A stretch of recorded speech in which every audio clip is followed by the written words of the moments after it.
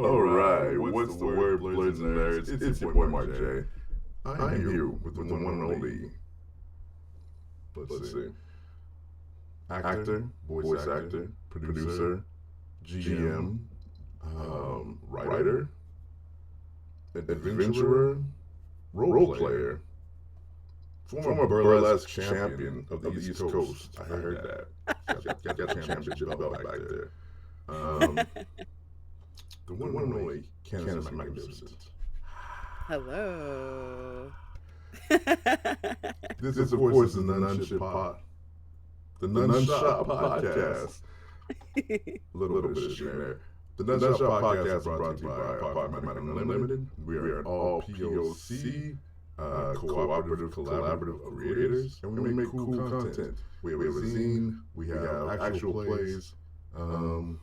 We have the nOne-shOt podcast and more podcasts of them to come in the future. Forgive me. Wow. Words. And again, my guest here is Candace. Candace, how are you doing today? And don't lie. Be truthful. I'm overwhelmed. but good. Overwhelmed but good is black.com. Yes. That is just our normal state of being. It's our starter kit. Yeah, right. Overwhelmed but good. We pass it down through each generation of human beings. And we say, hey, you might be good, but you're going to be overwhelmed. Trust all that. the time. And all the time. That's the worst part about it. Can we get a break? No.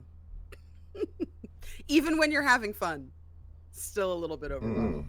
You got to be present in your surroundings. You got to look around, make sure you know what you're doing, who you're with, where you're at, and then you can go back to having fun. But you got to stop for a second, do the swivel, and then come back to center and enjoy it. Wow. And it makes me wonder how we do it. How do we black people keep it going? We do it every day. We got that muscle. Emotionally, spiritually. Yes, it is. Us, but it's unsung heroism is what it is. Because when we complain, then it's, oh, woe is them, victim complex. And I'm like, I don't think so. We exist every day in this. We're just acknowledging it and saying something real quick and then moving on. That's not a crime. I'm allowed to talk about it. Which is so frustrating because we say something. We were talking to 10 days a while ago. And it's like sometimes you gotta scream to be heard. Scream to be heard. Scream on a stream to be heard. That's true. Because when you're soft spoken, when you're quiet, when you're peaceful, when you're chill, and you just want to have a conversation, it's hard to find people. Yes. People aren't showing up. Or they show up and then they try you because they're like, they're soft. What are they going to do? Yeah. And it's like, oh, you're going to force me to put you on blast so then you can talk about how angry I am? That's fine. Okay. I'll be angry today. That's okay. I'm rarely angry, but I'll be angry right now just for you. That's you know, like people. I feel like when black people of color in general, but black people specifically, when we express emotion, right? There's a full range of emotion, but I feel like black people are allowed to be mad, right? And we're allowed to be what people view as indulgent when we're upset, right? Like it's never disappointed. Yeah. It's never forlorn. Yeah. It's never offended. It's never wounded. It's never like it's never those finer adjectives, right? Yeah. It's just mad. Like somebody hurts you and you're like, damn, I'm hurt. And they're like, I know you're mad at me. And it's like, okay, well, I think you think I'm mad because I'm black, not because I'm actually mad. I have not raised my voice. Yeah. I have not yelled at you. I have not sworn at you, which means that I'm not mad, right? I'm upset. I'm hurt. I'm disappointed, right? This isn't awesome. I'm feeling poorly, but I'm not mad. But people are like, oh, well, a black person, especially a black femme, is in some way displeased, therefore equals angry. As though there's just one emotion, which... And you named like five or six There's a ton of them. Besides mad. Right? There's a ton of them we range. could be using. But no, just angry. That's such a scary. You're right. and I bet if tragic somebody listened to this, they'd experience. be like, Candace is so mad. Why can't this mad? Can't fight It yelling. is, because then when you're mad, you don't even like, you don't even know what to do when you're mad, right? When I'm actually mad, I'm just like, like I rage cry when I'm mad because I try to like smash it down, right? And I can't. So then like the tears come instead, and then it's like, oh, you're trying to ply me for sympathy. I'm like, no, I'm trying not to punch you in your fucking face. This is what mad looks like for me. Yeah. When I'm blinking back tears, that's rage. You've pushed me too far. And now I want to explode, and I know I can't. So it's coming out like this instead. That's the reality. Candace, that laugh right there, I know what that laugh is. Yeah. I know what that laugh is, because we all do that. And behind that is just like nuclear energy, just keep simmering. Yeah. It's painful. Yes, It's all painful the when time. I see it in other people, and I know it's painful when I see it myself. So Yes, 1,000%. But we also have joy. we do. And like joy is that's the one that I feel like people don't talk about enough. Is the joy. We should have more conversations about the joy, because it is like the sun shining on you, and it's beautiful. It's warm, it's comfortable, it's safe, it's beautiful. I just finished listening to, I'm going to call it our first episode, the one I had missed because I was helping out celebrating my sister's birthday. Having that family time. Of Body and Soul. GM by the Amazing Q. Yeah. Go check out Q online, on the Instas, on socials, starring yourself. Yep. Sorry, names elude me for right now. That's okay. Who else? Liz, me, you. Thank you. Umbral Knight, Stefan. Yep. Q is Midnight Inc. Yeah, it's Liz is fantastic. Q is fantastic. Stefan is fantastic. You're fantastic. Wow. I'm thrilled for this Saturday's episode. It's gonna be legendary. That first episode filled me to the brim. Yes. And that's what I heard listening to it. I was like, you know when you in that podcast or in that AP, and you're like, ooh, this is different. This is a different space. This is a different vibe. I'm now pushing myself, not as a challenge maybe, but in a place that I'm supposed to be as a performer. That's what I heard. That's what I came away with. Your all's performance. It was fantastic. One of the things that I've been taking away from that experience, and I think I'll continue to take away from that experience, is the amount of respect that is at that table. And that's up through and including the production, right? Full Rubber Ducky, David Lee, he is the producer for that, on behalf of Chaotic Wholesome, which is a channel that he co-runs with K Damn Fear. They're a fantastic creative team. I've never had any issues working with them. Like, I love working with Chaotic Wholesome. They're actually starting to put more APs on their channel instead of just running their own stuff. And this is actually the first endeavor for the first campaign they've done that's been something that one of them hasn't been the GM for. And like the amount of love and care and dedication behind the scenes and then in front of the camera is just outstanding. Like, lots of check-ins, lots of kind of voicing needs as well. Everybody is listening actively all the time, which is wonderful. Like, nothing I or anyone else has said has seemed to fall on deaf ears. And I have to say, like, when I am at a table that has elected me the BIPOC person of the day, it can be very difficult to find room to really be myself. Something that I am hyper aware of, that I feel like a lot of people of color in TTRPG spaces and improv spaces are hyper aware of, is how much space you're taking up, right? How long you've been talking, whether or not you've passed the ball, to someone else, whether or not the way your character is coming across is how you want your character to come across, or if you're being kind of corralled into being something that you didn't design your character to be, right? Yeah. Are you comic relief? Are you the villain suddenly for no Mhm. reason? I never felt a second of that at this table. There was time for me to monologue.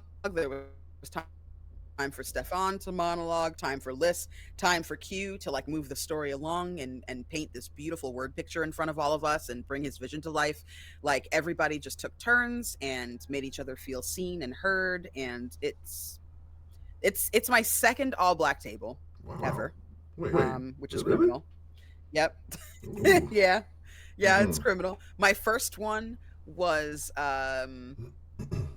unincorporated over on Total Party Chill. It was for Black History Month last year, actually. XJ9, Janine, she actually ran it. And it was myself, and I can't remember all else who was there. I know it was Dare and Aurora, Ephemeral Giant, and Dare to Dream. They were both there. And it was wonderful. It was like a the theme was the cookout, right? The theme was like family dinner. So it was everybody getting back together. Everybody comes into town to have a family dinner at Big Mama's house. And what it's like when your cousins and friends and family members gather in a space after maybe not talking for a long time. So it was chaotic in the best way. It felt like exactly what it was. Like people talking over each other, people having separate conversations like across the table, right? Like it was so good. We had tech issues, horrible gremlins for that one, but it was really, really fun and very special. And it's wild to me. Like this isn't my first all BIPOC table. The table that I ran last year for Pride of Thirsty Sword Lesbians was an all BIPOC table that was divine, that you were also at. I love being. I was just watching a clip of that and some dumb shit I said, and yeah, it was a good table. It was a great time. Such a good time, like man. And I hadn't played with anybody before. Like I hadn't been at a table with any of you, and like just kind of came in. I was so nervous. And it was wonderful. Like it felt so healing, and I love being in mostly, if not all, BIPOC spaces. But there's something very special about an all black table where like people understand what you're putting down. Like I had to stop myself from doing and I feel like a lot of us black people do this, where you're talking to somebody who gets you. So you're like, and then because I was doing the thing, that you did that. So then I was doing it, and then they were looking at me like I was crazy, right? Like where you have to fill in the blanks. So I was like, Candace, there are people watching this that are not going to understand what you mean. Make sure you're explaining things. This is a production and not a home game. So as much as you want to just like be on the level with your black friends, there are people who are watching this that also probably need to understand what the hell it is you're talking about. So that I think was like the hardest part about being at the table, because I was just like, I was really in the zone. It was awesome. Two things. One is that I was part of an all black AP. Shout out to Everhome Adventures, 2022 Blurred Podcast of the Year. And when I sat at that table, I had the same experience you did. Healing every time. Powerful, emotional, fulfilling. Having like no concerns of having to. Yes, you have to perform, but you don't have to perform. And that's something that POC understand. Yes. There's two levels of it. There's the performance that you are doing for the people that you are playing with, right? And the GM, especially if they are not a person of color, and the audience. And then there's the performance that you're doing for anybody who gets it.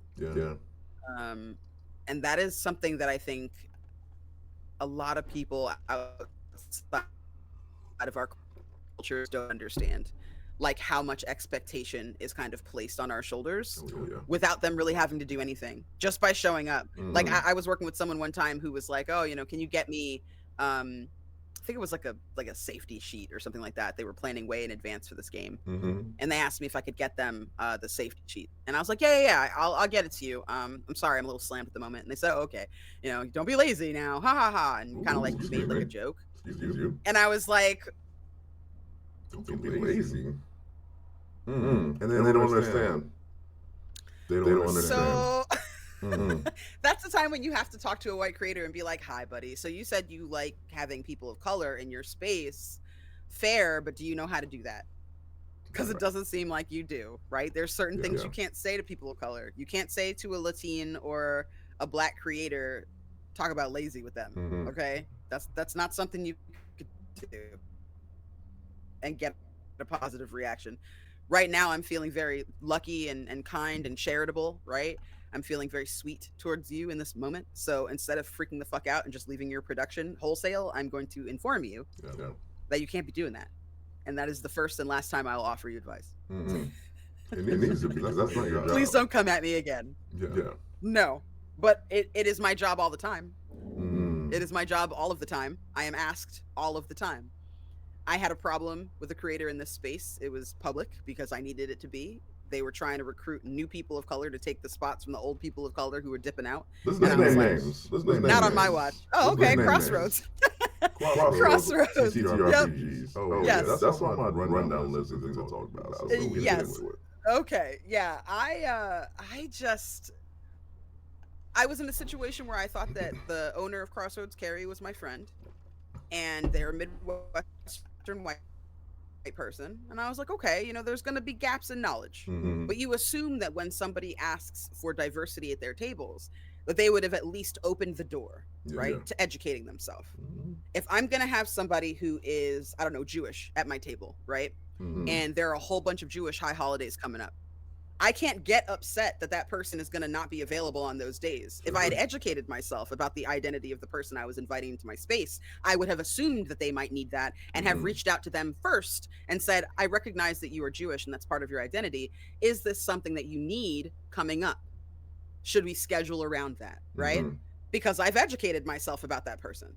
I'm free to ask questions to that person, see what they need, how they're feeling, check in with them about any storylines that I think might come up that are difficult. And then obviously on top of that, which you do across the board, is have safety tools, right? It got to a place where it was like, oh, well, we're all friends and we're all telling stories together, which is wonderful. That's a great feeling, right? I know, speaking of K Damn Fear, I know all of K's lines and veils, right? I know them like the back of my hand, to the point where if I'm running a game and Kay sends me their anonymous lines and veil sheet, I'm like, okay, Kay filled it out, right? Like, I know that's not going to stop me from sending them a lines and veils form because I'm not them. And one morning they might wake up and be like, you know what? Can't handle barf in games anymore. Emetophobia, right? If I don't ask and I bring that up in my session and I harm that person, that's on me because I didn't ask, right? So I was in situations where none of my lines were crossed, and I felt mostly comfortable, but there were still things that were drawbacks. There were still issues. I would show up to tables with someone who was very close to her, and like that person would like compliment me, but like in a backhanded way, like, oh my God, you know, the focus is going to be on you because you look so good and you have all these looks. You did all this makeup, you did this outfit, you know, you got all fucking dressed up. That's great. And I'd immediately feel horrible. Like, oh fuck, you know, I did too much. And like, I'm not somebody who wants to be a showboat. You know what I mean? Like, I'll ham it up if it's the right place and the right time. But like, I'm not trying to take shine away from other people. So I took that to heart and I started changing how I was showing up to tables with this person because I felt really bad. Until one day I spoke to a friend of mine, also a person of color, and I was like, hey, I'm really sorry if I took up too much space today at our table. And they were like, what the fuck are you talking about? You were amazing. Like, I felt like you could have spoken more. And I was like, oh, okay. And they were like, who's doing this to you? And I was like, excuse me? They were like, I feel that way too. And I know that it's from somebody. Is it the same person that I'm experiencing problems with? And when we compared notes, it all came to that. So when I went to Carrie, finally, it took about a year for me to have this conversation. Because again, when you're experiencing racism and you want to talk to white people about it, you have to have like a bulletproof argument, right? Lest they freak out and act like it's all in your head, right? Racism is one of those things that's like, you know, invisible to a lot of people. Like, we know that we know that someone was racist. We know that someone's tone means you're not welcome. But like, It's not something other white people pick up on. So for the first 4 months, I was second guessing myself. I was like, this is in your head. A lot of people like this person, right? Surely, things are fine. Carrie is your friend. This table, everybody's friends, right? This isn't you. Like, this is you. This is not, this is all just a coincidence. Second guessing yourself. Constantly. Until, like I said, about 4 months later, I was like, wait a minute. This is starting to get more overt. The more that I give, and the more that I pull back, the louder it kind of seems to get. And I'm feeling now like maybe I am being put upon. So then I started talking to people, right? I went with my people of color first, and then finally I went to some white people that I trusted that were also in the space. And I said, hey, this is what I'm seeing. I'm feeling pinched. I'm feeling disrespected. Am I overreacting? That second guessing is so harmful because it works its way into other places in your life. You know what I'm saying? Like suddenly you're second guessing yourself about work or decisions you've made like privately because you're like, maybe I'm not safe. Like maybe I'm just overreacting, right? Yeah. So getting that feedback from all those people was really important because it helped me get to the next step. So finally I spoke to somebody that was co-managing Crossroads with Carrie, Adam. And I said something to him. He's a white guy. I was like, hey, what do you think? And he was like, you know what? I'm going to keep an eye on it. Like, I believe you and I believe everything you're saying. But since you're asking me for feedback, we have a couple of games coming up. I'll keep an eye out. And he saw it firsthand. So I was like, okay, so now I'm vindicated. I'm good. Adam's like, I'm going to say something. I'm going to speak up. I'm going to go to Carrie. I'm going to talk to her about it because it's important that we communicate. And I said, okay, cool. I'm sure as my friend, she is going to listen and she's going to be open. I would rather not have the introductory conversation because I couldn't handle it if my friend stared me right in my face and told me that I was making shit up or that it was nonsense. So you go ahead and test the waters for me so I don't have to do that emotional labor, which white people out there who are listening, when you can take that emotional labor away from a person of color, always ask first because sometimes we don't need your help. But when you offer, that means the fucking world. Even if I say no, the fact that you have offered to go and have a conversation with your fellow white person, immaculate. Yeah. Immaculate. Please always do. Because sometimes that's the only way, right? And by the time all was said and done, she reached out to another friend of mine who was one of the people that had had a bad experience, double checked that this person was a problem because the one complaint wasn't enough. And I came forward to have a direct conversation with her a couple days later. That person deleted all their social. They left the space, right? You can say their name because they're gone. They left. So, okay. So, they're not watching this. So. Yeah. So, their name was Farah. And they were somebody who presented as a person of color. But there's a very big difference between presenting like a person of color and having the lived experiences of a person of color or seeking the lived experiences of a person of color. And a lot of the things that were happening were just obviously not what a person of color does. Like if I have beef with somebody or if somebody just doesn't enjoy me as a person and they're a person of color, they stay over there and I stay over here and never the twain shall meet, right? Like it's never vindictive. It's never painful in a sharp way, right? It's never like arguing back and forth. It's just, I don't fucks with them. They don't fucks with me. They're over there. I'm over here. We're going to leave it alone. Right. But that antagonism comes, I think, when you have privilege and you feel like you can swing it around. Right. Which is what was happening. And when I went to Carrie, she was like, oh, well, why did you enable it for so long by not saying anything? Ooh, damn, okay. And I was like, I waited all this time to try and be your fucking friend. Cause like when you hear that your friend is a racist, you immediately want to drop them and they were best friends. So I was like, I don't want to be nasty or rude or, I want to make sure that I have all my facts straight before I destroy this because it might be destroyed. I was trying to be respectful. Like, fuck me, right? So the conversations kind of went back and forth, lots of centering herself, lots of, I lost my best friend.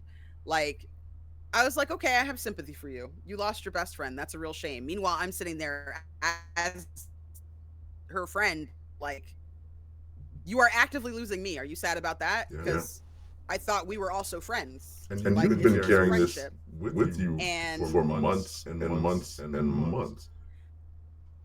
for months, and I had been working with her for 2 years. Yeah. 2 years I had been working with her, putting my name out there with her name, doing tons of free labor, doing tons of free advertising, right? Coming to her. There's a game that I have that I'm now moving to a different channel that I was working on for her. The Ghostbusters game was supposed to be for her channel. So like there was a lot that I had put into that channel. Like I felt, not ownership of it because it's not mine, but investment in it. Yeah. And I didn't want it to fail. So I tried to be as careful as I could, and instead it ended up being a little bit of a bloodbath.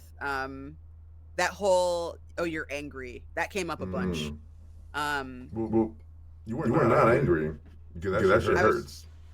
I was not angry. Yeah. I was not angry. I was Okay. deeply hurt. Like deeply hurt. Yeah. And like I wasn't angry at all. And she was like, oh, we can't talk right now. Because like at first I was like, listen, I can't hear you be sad about this person that was harmful toward me. I'm not even saying it was malicious. I don't know the intentions of the person that hurt me, right? I was hoping that somebody could facilitate that conversation so that we could have it, but she deleted her social the second she was accused of anything. So I never got the chance to even have a conversation about it, right? I remember that. As far as like self-love, bye. And yeah. Goes.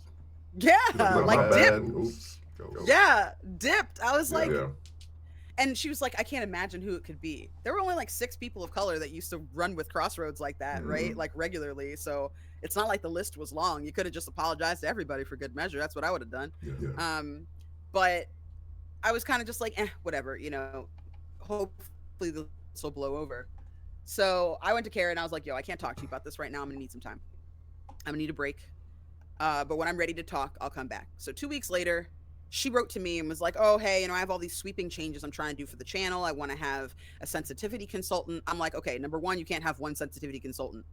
You have to have a team of sensitivity consultants because every situation is going to require a different perspective. I can't weigh in on an issue between a white GM and a Native person. I can tell you what it's like for me as a Black American, but I don't know what it's like to have an actual colonizer try to colonize you in a game, right? I don't know what that's like. We were colonized in America, not in our homelands, right? Like, I don't know what it's like to be stepped on in that way.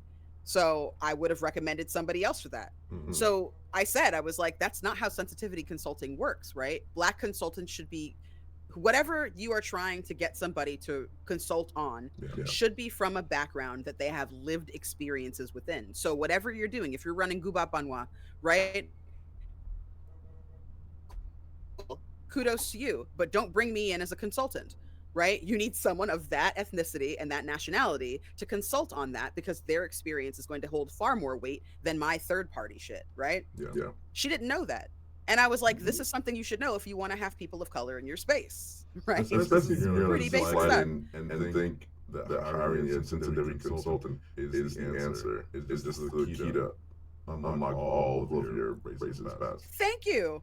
And she's like, oh, it'll be a paid position. I'm like, do you have any idea how much they cost? Because it is not cheap, right? It's not TTRPG streaming show. No, it is real, right? Yeah. So the conversation kind of devolved. I sent her back just all the reasons. And again, free labor.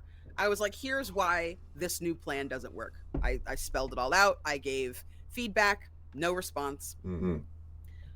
She started going to other people, incorporating my feedback and things other people had said to her, such as, we need to make sure that we have unlimited spots for people of color at our tables. I don't want to run a single, Adam had said, I don't want to run a single all white table ever again. Like, I'm not interested, right? Like, that's just not the story I want to tell. Like, I'm not interested in being a part of that. Like, it's a standard that I hold for myself already, and now I'm making it a part of this channel. You can agree or disagree. But she like went to other people and acted like that was like all her idea. So I was like, hey, you're taking other people's ideas now and kind of incorporating them and acting like they're your own. And I think that's not really showing that you're learning. It just shows that you're co-opting, and that's not the answer, right? So throughout this entire process, this was like from the end of October until the first week of December, that entire month and a half period, people that had been harmed reached out to her, including myself. And then multiple white people, allies, reached out to her and were like, hi, white person to white person, you're fucking up right now. You need to stop. Like, here's where you're going wrong. Here's a laundry list of things that you should be doing better and that you need to apologize for. This, you're digging yourself deeper, man. Like, please listen. Like, we all care about you. None of us want to see this get flushed down the toilet. We want to save Crossroads. We don't want to implode. Like, if you can get better, people can give you another shot. We all understand your background, that maybe you didn't know and whatever, right? Everybody's trying to be understanding here. Please just like take a minute, stop running around. She was still posting, oh, hey, new exciting developments coming soon. Hey, can't wait to post about how great we did in 2023 and all the numbers, right? Everybody's like, you need to stop. You need to push pause. This is a huge issue for your community. Pause. And she didn't. She just kept going. So eventually I wrote to her and I was like, hey, I've got time. I've got spoons. Let's talk. She was like, oh, I'm so sorry I don't have the spoons. I was like, cool. All right. Well, when you do, I'll be here. The next message I got was right before I left for PAX. And she was basically like, hey, I don't think it's a good idea for us to talk right now. I don't know when it's going to be a good time, but we need to take a break because, like, you're really angry and tempers are high. And I feel like nothing positive is going to come from us having a conversation. It's just going to be, it's not going to be productive. And I was like, okay, interesting that you get to choose how productive the conversation's going to be. Which is wild to me because the group has been centering her feelings throughout the whole time. It was never about like Candace was hurt, other people were hurt. The allies want to make these corrections. It was always like, can we give you a second chance? Can we try to keep your project together? Can we help you succeed? And like all of us internally were having conversations like, okay, so this is how it is in her world for her, right? But for all of us, like, I was getting the support that I needed, which was wonderful, right? I got, hey, this isn't your fault. Hey, you did everything you could. Hey, she hurt you, right? Like, everybody was saying all the right things. And honestly, even our white allies were like, number one, you hurt these people. You must apologize and make this right. So, like, even though she was being centered, we were still taken care of, right? I still felt held. I still felt supported, which is why it was easy for me to move through the space. But like, she couldn't even see that she was being centered by us when we'd reach out. It wasn't enough. She had to also center herself on the back end. And I'm like, I'm doing everything I can. I'm doing everything I can, man. But I think I'm done. I think I'm finished. I'm going to post one more time. So a friend of mine, two friends of mine actually, had a bad experience on another channel. And they were like, hey, I'm tired. They vented to me about what they were going through. And I was like, I'm fucking tired of people just like not listening and not hearing people of color. So I wrote a thread about it. And when Carrie saw the thread, assumed it was just about her, which it wasn't. It was about the TTRPG space as a whole.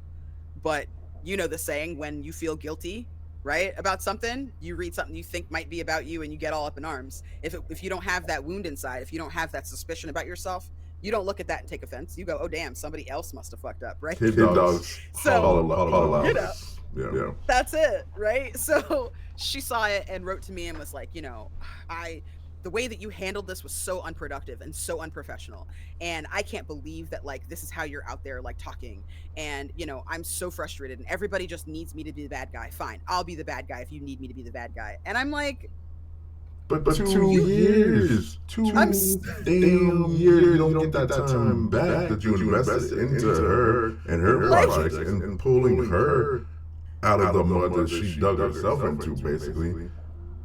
And now, you know what I'm saying? Free support, free feedback, right? Yeah. Like, no appreciation.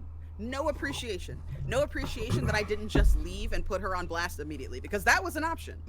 An option was, hi, today I experienced X, Y, and Z, and I'm fucking done. This is the person that did it. Tag her and her fucking brand and be done. I could have done that. I could have put her out in the street. I could have. I didn't, because I was trying to be nice.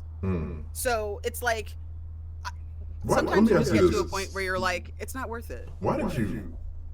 And this is like for myself and a lot of people, a lot of POCs who do this. Sure. I want you to answer. Why do we protect white people in our space so much? I know exactly why. Please. It has nothing to do with the white people. And everything to do with, especially those of us who exist and have existed for long periods of time in all white spaces. I grew up in a town in Bucks County, PA, 1% racial minority. So it was 99% white. 1% was literally everybody who was not white.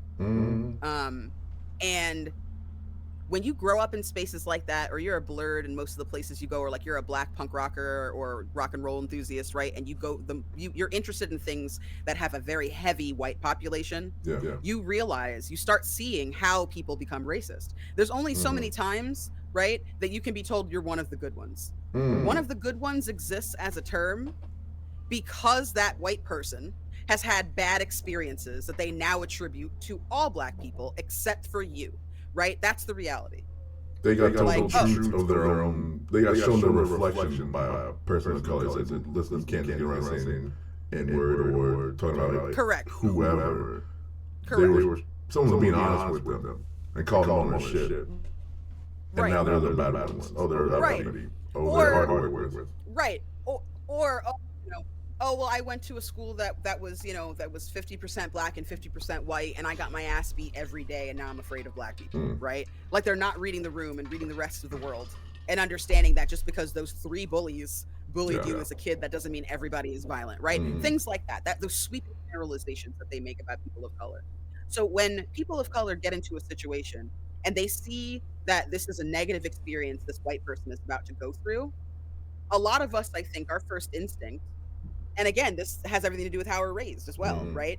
We don't want to make the waves because we're hoping that we can not necessarily save that one person, but keep that one person from tipping over into that territory of, well, I had this one bad experience, it's Candace's fault, and now I hate everybody, right? Like it's Mark's fault because he called me out, and now I hate all black people, right? I feel like that's what we're all trying to do. We use those kid gloves to coax the person because we're like, you know, worst case scenario, if we're really, really gentle, right? This person will walk away, they'll lick their wounds and hopefully be better in the future.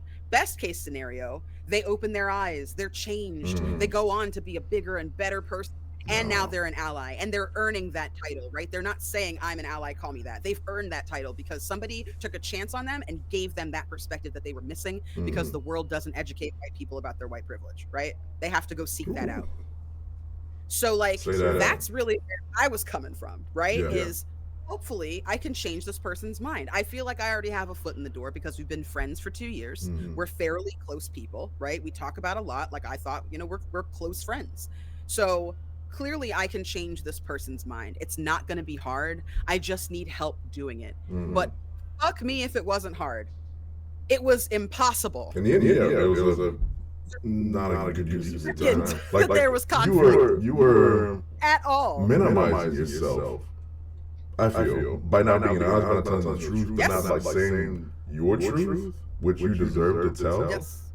You're minimizing yourself so that someone else can like have a growing moment, and that's not just a you thing. A lot of us do that. But it's just such a hearing it. It's the trope of the magical Negro in movies and shit. Yes. And sometimes we do it ourselves. Yes.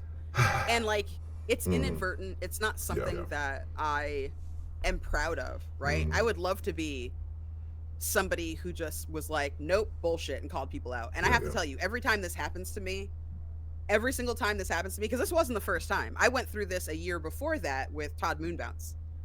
When I first got into the TTRPG community, he was one of the first creators that I started working with. And the whole thing, right? We were really close friends. I thought I had a home on his channel. I ran a whole Thirsty Sword Lesbians charity stream that brought him like hundreds and hundreds and hundreds of new followers. And when I asked, hey, how many followers have I brought to your channel? He tried to say 200. What? But every single unique viewer that we had for the charity stream had to follow him in order to talk and chat because it was a security thing, right? It was a matter of keeping our performers safe because we had such diverse tables. So I was like, and queer tables, right? So I was like, you know, we need to make sure that, you know, followers only chat is on, which meant that he racked up all those follows. And he couldn't give me any kind of thanks for that, right? He had an interview with Pinnacle with Savage Worlds because I have a relationship with them, right? I love running their games, and you know, the first couple of streams I ever did was with them. I'm my actual GM, the person who taught me how to play TTRPGs. He is the guy that does layout for them. Great person. That's what I'm saying. Like sometimes you get really good people that do amazing things. The only reason I'm here talking to you right now is because Carl, my white 50-year-old GM, met me at work and was like, hey, you're really intuitive and inventive. Like, you have such a great imagination and you're really into pop culture. Have you ever thought about TTRPGs? And I was like, no one's ever invited me to play. I've wanted to for such a long time, but no one ever wanted to take a chance. And he was like, it's not a chance for me. Come to my table. And was inviting and welcoming and comforting. And he taught me everything I knew about TTRPGs up until like now. I still consult with Carl when I'm having, any kind of issues, when I'm writing something or I'm running something. Excellent man, excellent person, right? Excellent ally. And it's like everyone's hope when we get into these situations with someone who has otherwise shown you that they are well-meaning. But a lot of people don't recognize, I think, how inextricable race is, right? This world has made race completely indelible for people of color, to the point where Black is what we were told we are, but now it's what we are, right? Yeah. We have embraced it. We have accepted that mantle and we wear it proudly, right? It's not the easiest thing to carry, but we carry it happily, right? Because it's important. There's history there. There's brilliance there. There's ingenuity there. There's resilience there, right? There's so many wonderful, beautiful things to be proud of as a Black person, especially in this country, right? So it's not necessarily even something that we resent anymore, despite the fact that it was designed to be a yoke around our necks. We have, like most things, reinvented it and made it beautiful and made it prized so much so that people stay stealing from us, right? But like when you get to a place where you're talking to a white person that hasn't done the education for themselves to recognize what this country does to us, right? To recognize that sometimes when we come and sit down at your table, we've had a really traumatizing day. If a Black person has gotten shot by a police officer and I'm sitting down to play with you tonight, that's on my heart. And when you don't talk about it, when we don't ask about it, what does that say about you as a friend or an ally? Exactly. You're just letting that person sit in that alone. Right? And like and yet they're still bringing their A game to your table to make your shit good, right? The least you could do is check on them. The least you could do. So this is what I'm saying. I think that minimization is always an effort to do the right thing and to be a bigger person and to rise above, because like that's our default setting. That's what we have to do. The dichotomy.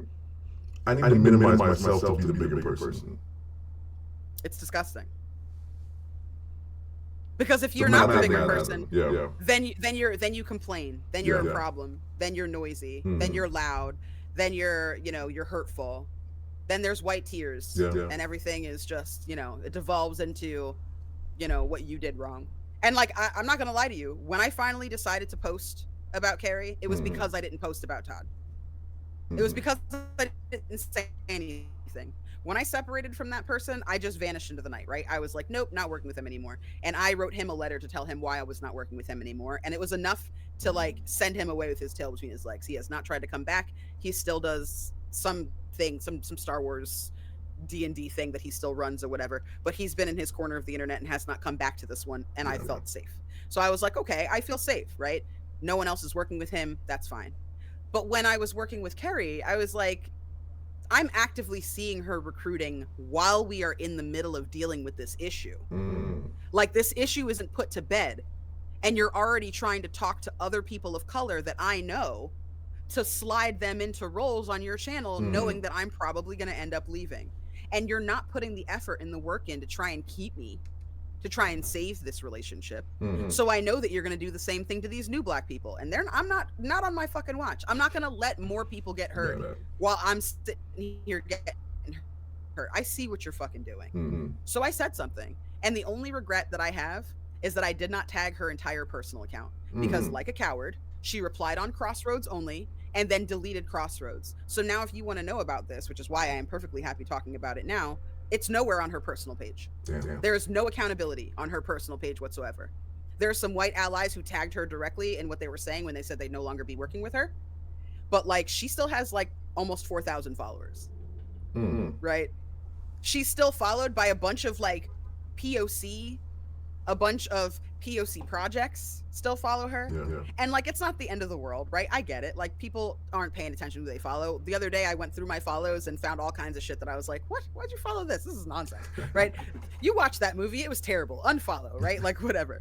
But like, it's hard to know that, because we're emissaries, right? If a black person is on a stream and I see they're on a stream with a certain group, I, as a black person, go, oh, all right, so they must be okay then. Right? Wow. We all vet channels before we're on them. Part of my vetting process is who's playing with them. Yeah. Oh, okay, Mark J's on that channel, cool. Okay, Calamity's on that channel, awesome. Okay, Ambrose is on that channel, word, awesome. Like, I know them, they're good people, they fucking pick good shit. So I know that's the same with me. Oh, Candace is on Crossroads? Candace works with Crossroads all the time. That must be a safe space. Yeah. I will not be used. So I had to say something. I had to make it public. I had to raise my voice. I still have to talk about it now.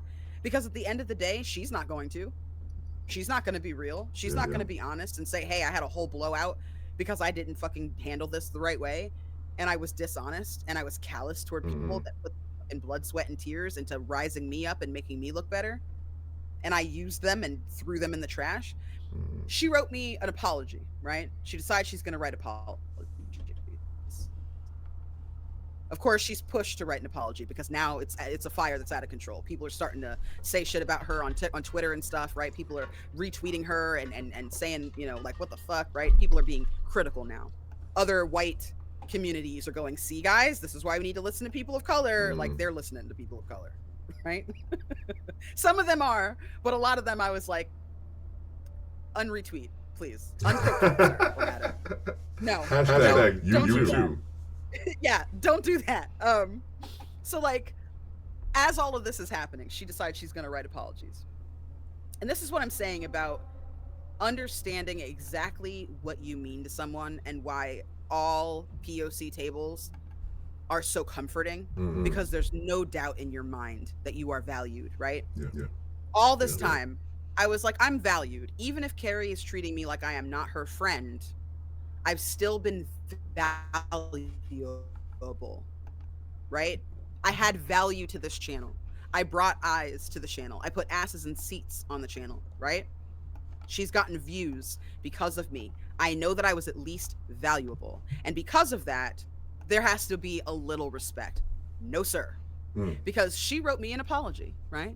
She wrote 4 of us an apology. The 3 people who had been harmed and one of the people who had gone out on a limb and read her the riot act as a fellow white person and was like, hi, as a fellow white femme, I gotta tell you, you're fucking up, right? And it was scathing. It was amazing. I've never read such a fantastic letter from one white person to another. It did not miss any notes.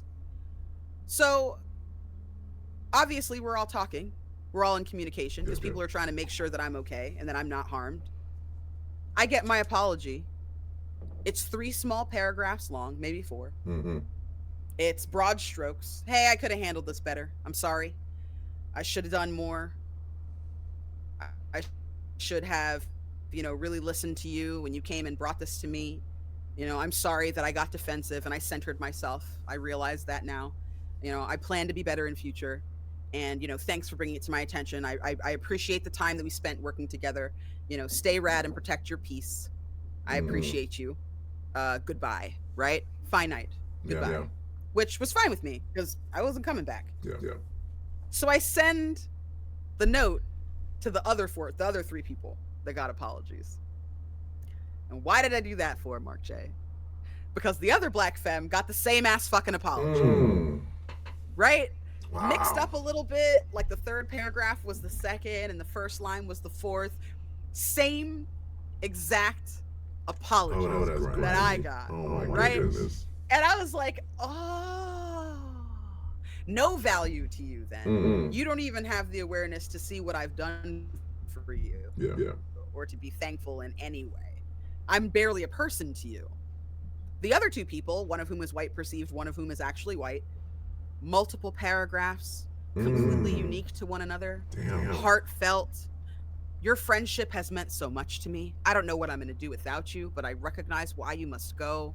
I really respect your decisions. I hope one day I can rise to the level where you are. Here's a song or a GIF or a movie suggestion that reminds me of you. I hope in time you can reconsider. I would love to be friends with you again. You mean the world to me. The time we have spent together. So you were never a consideration. Not outside of what you brought. Outside of what you could do. Correct. For her. Whoa. Correct. Not for 5 seconds. after 2 years. Like, I got the letter, and I just sat there looking at all 4 of them on my computer screen for it must have been 2 hours. Just sat there, like, oh, okay. Oh, okay. Got it. Cool. Yeah. All right. Yep. So this is what I'm saying, right? This industry is one where I don't like feeling like I'm in competition with people. Right. I want all boats to rise. I want us all to do well together, right? Especially people of color. I try to be a fan of people if I can. But like, as positive as it can be extremely toxic. Yeah. And I think that like the due diligence that we have to do, your hit tweet, that's been fucking going off, by the way. A little bit. You for asking the right question, because goddamn people were hungry to answer it. Hungry. So for anyone who I feel isn't like aware, I tweeted out, there's a, what's it called? A meme? Trend? Whatever. I'm not cool.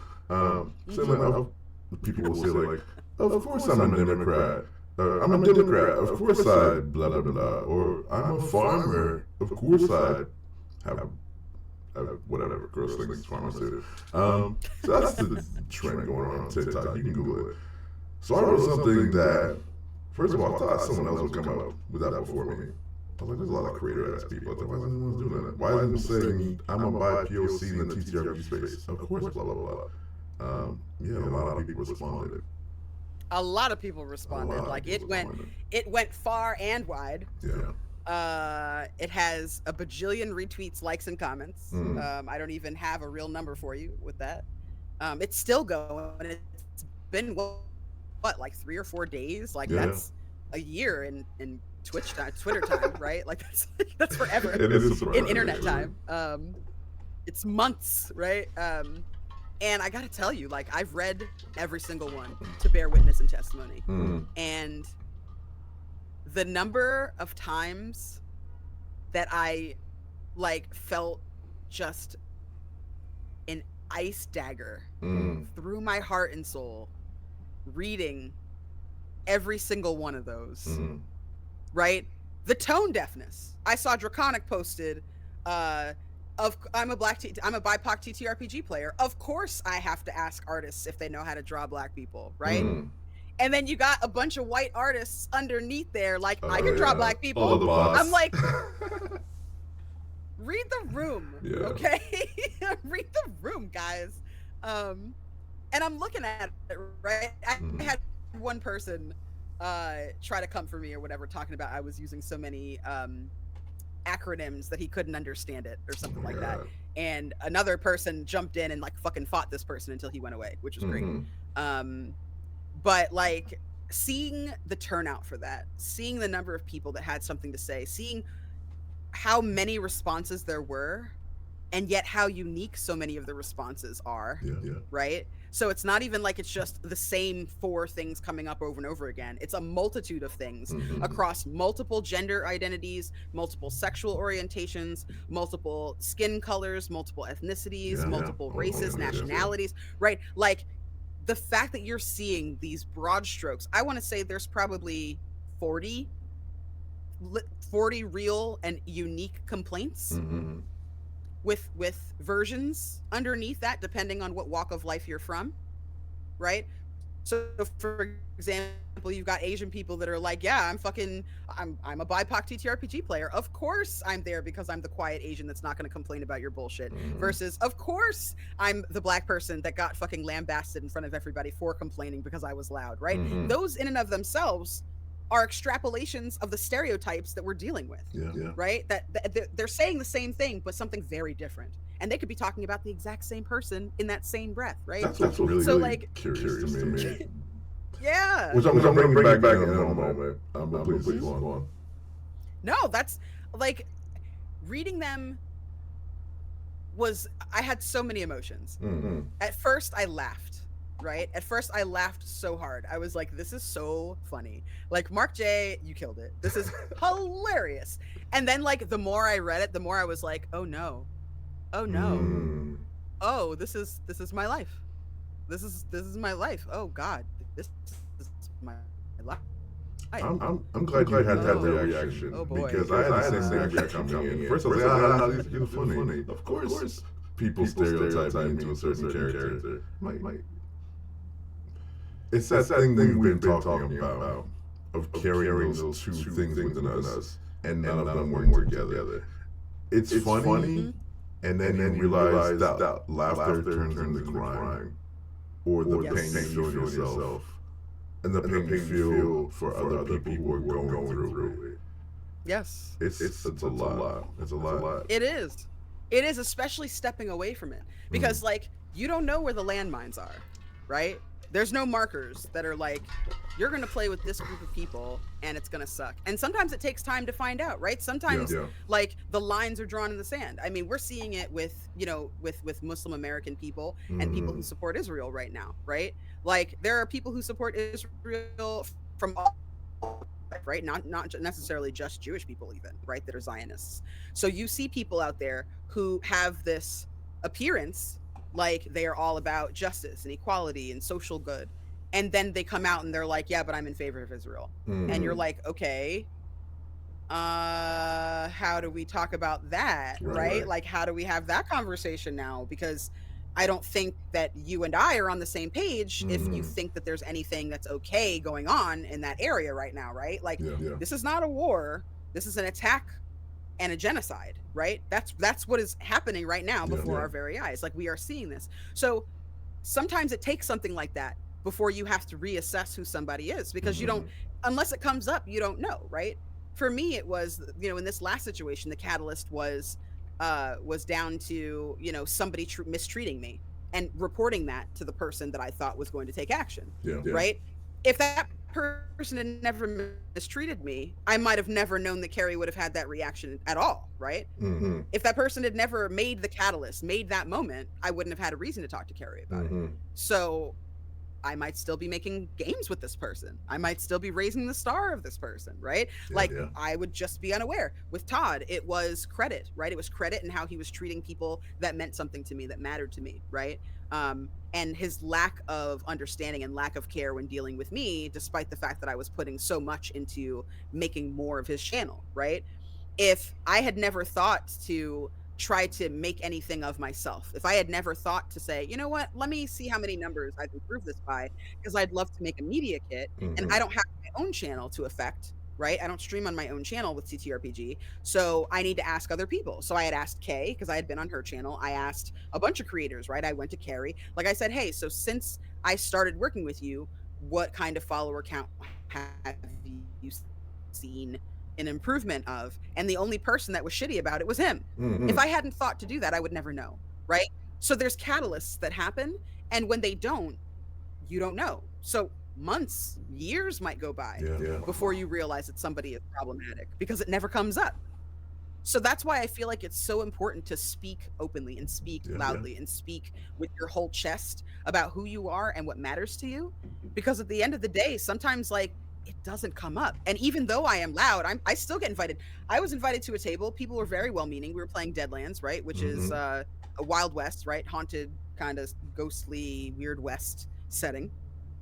And the man was very nice, and asked me if I would guest on his channel. I was like, sure, of course. First question, am I the only Black person? He was like, no. There's another Black person that's going to be playing at the table, so don't worry about that. You know, we're trying to make sure that our channels are more diverse, and, you know, we know that it's a problem.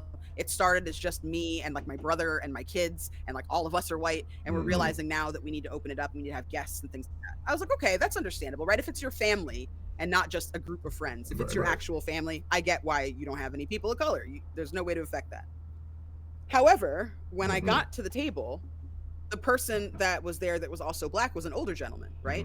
And I've noticed that when it comes to playing with people at the table, sometimes race is a commonality, but age can be a very big factor, Yeah. right? Because for him, he's used to people being racist to him in game. He's used to half orcs being black people. He's used to drow being the inverse of black women, right? Like he's used to that kind of rhetoric and that kind of conversation. One of the good ones. Correct. Whether he knows it or not, Yeah. right? He's just living his life. He's living his life, right? It was 1977. D&D was big, and he got, he was invited to a table. Maybe he was the forever GM, and all his white buddies were there with him. Like, there's a lot of people in that age group that just never talked about what bothered them. They just got over it, right? Which doesn't exist. You're still holding on to that deep down inside. But, like, they just kind of rose above, or whatever they want to call it, right? It just minimized it into oblivion, right? Learn to take things not so seriously, or whatever, right? Keep politics out of it.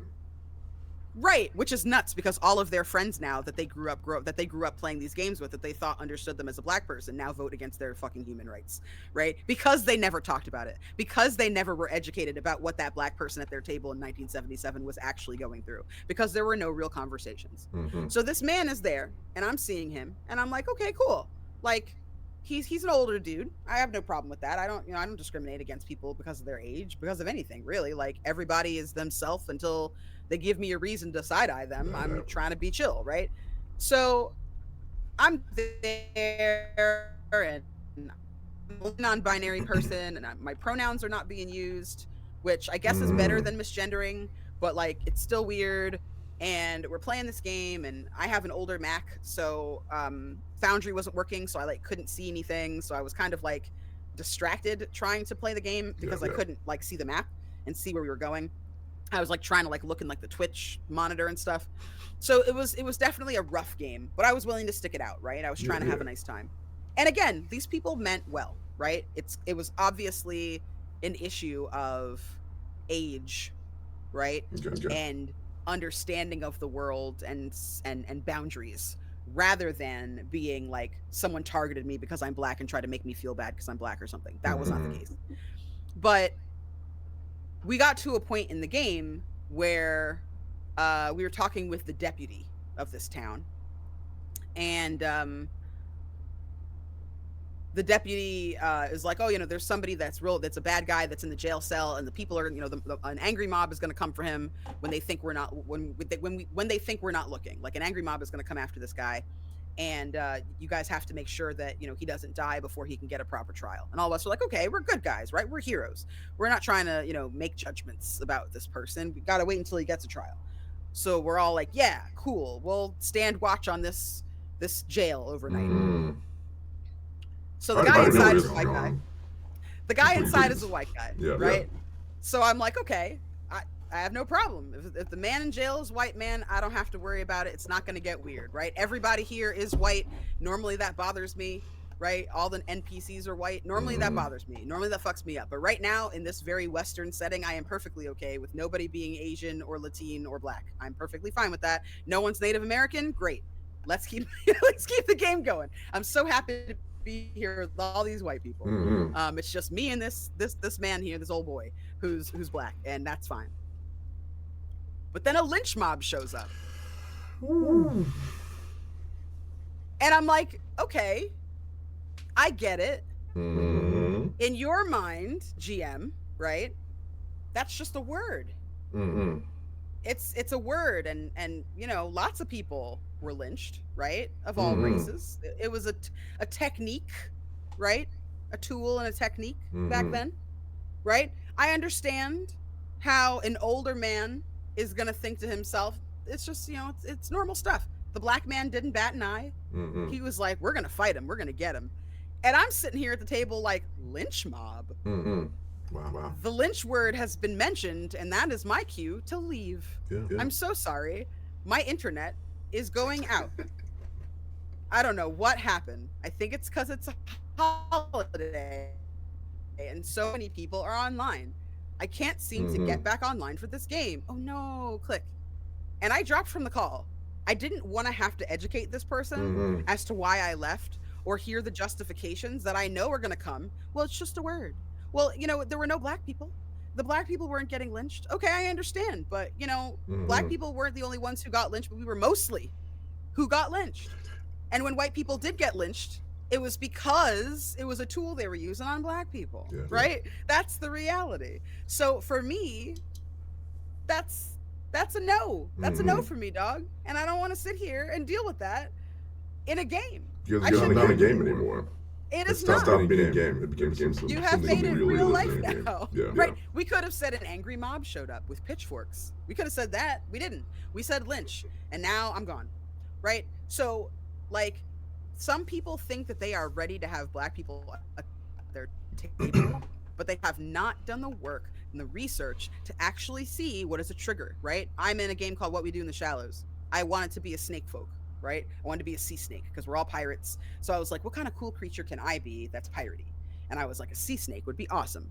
So I was like, hey, can I be a sea snake? And my GM Piper was like, of course you can. Oh, hold on. And I said, yeah, I'm seeing the name is not snake folk, it's Wanti. And Piper's like, yeah, that's weird. How do you feel about that? I was like, not good. So I did my research. I was like, hey, can I do some research and get back to you? And they were like, of course, take your time. So I went, I did my research, right? I took a look at what was going on with Wanti. What is the background of this? Why is it called that? Why does it sound like an Asian name for no reason in this game that's by white people, right? Like, what's the vibe? Is this a slur? Is this discrimination?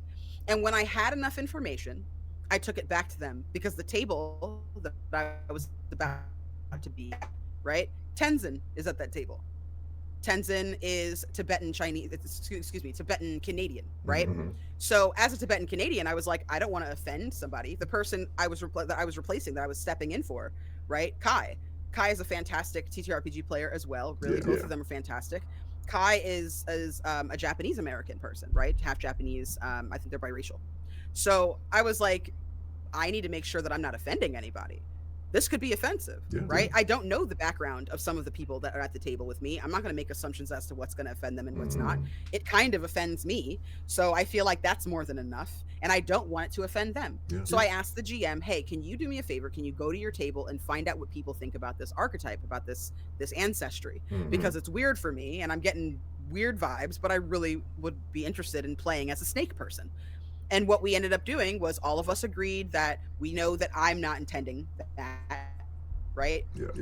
We know that it's a part of the system we're already playing in. We all agreed that there were not going to be any kind of stereotypes. And I gave everybody at the table free reign to boot anything for my character that they felt was playing into a negative stereotype. And we call it snake folk, right?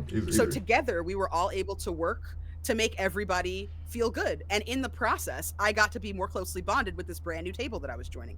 It wasn't time that we had to take out of our day that was a pain, that was boring, and oh my God, why do you have to talk about this and blah, blah, blah. It was wonderful. I was thrilled because now they trust me and I trust them. I know where they're at. They know where I'm at, right? And we were able to meet each other right there in the middle so that everybody was comfortable. And that's important. It shouldn't take a bad experience to do the right thing, right? You should just do it. It costs $0. So the fact that all of us have this laundry list of issues that we experience in this community, despite how avoidable all of those problems are, right? Despite how easy it is to have real, well-meaning conversations about these problems. You know, I had somebody come to me to ask me a question they had asked 3 other people of color before they got to me. You shouldn't be doing that, man. I was one of them. Don't. Well, I was one of them. This is what I'm saying. Yeah. Don't. You know, don't. Yeah. Don't ask 3 different people of color, 4 different people of color the same question looking for your answer. Listen to the first answer. And then if you would like to check in with someone else after you process it, fine, right? Like with a doctor. You hear what the doctor has to say, do your research, you get your second opinion. You don't just immediately get the second opinion because you don't want to have cancer. No. Yeah. So like, I'm glad you posted. I'm glad you talked about it. It was very sad. I did cry. It sucked to see that so many people, especially people that like I haven't come across in this community, right? Which means they're in their own community, also feeling this, right? Seeing how wide-reaching it is was awful. But it's important that all of us see it and know it and learn from it and recognize it, because it's moments like that that help someone like 2022 Candace that was like, oh, I don't want to like me. I don't want to look like I'm a troublemaker. I'm a problem. I don't want to like come across like I'm, I'm too much. So I'm not going to like say anything. I'm just going to like leave this bad situation and then quietly tell people if they start working with this person, hey, I had a problem. Right? No. Live your truth. Speak your truth. Say what you need to say. Because at the end of the day, when you don't, sometimes that's the difference between somebody being safe and not safe on your watch, right? And it's not always easy to speak up. So if you feel like you can't say anything, but you want people to know, tag me in, right? Tap me in, man. Send me your receipts. We'll talk, right? And I'll fucking say whatever I need to say. Talk to somebody that you care about and trust in the community, right? That isn't afraid of being a troublemaker. Like, isn't afraid of being branded any particular kind of way. Because to me, safety matters. And like, white people shouldn't be the only people that have inherent safety at their fucking tables. Same. Like, they already have inherent safety in the world, right? Like, in the world, they are already safe most of the time. And for a lot of them, that's why they can do TTRPGs leisurely, because they have the freedom to do safety. Whereas like a lot of POC, this is kind of our escape a little bit. It's we're trying to make it a safe space. Yes. Let me throw this at you, Candace. Sorry. Let me throw this at you. And it's not for you as much as a broad thing. And it goes back to what I said before. This idea of community that we have. It's a very loose community we have as POCs in the TTRPG community. Not all of us like each other.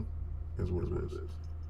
But in that whole, on all of those statements, and all those replies, not one name was named.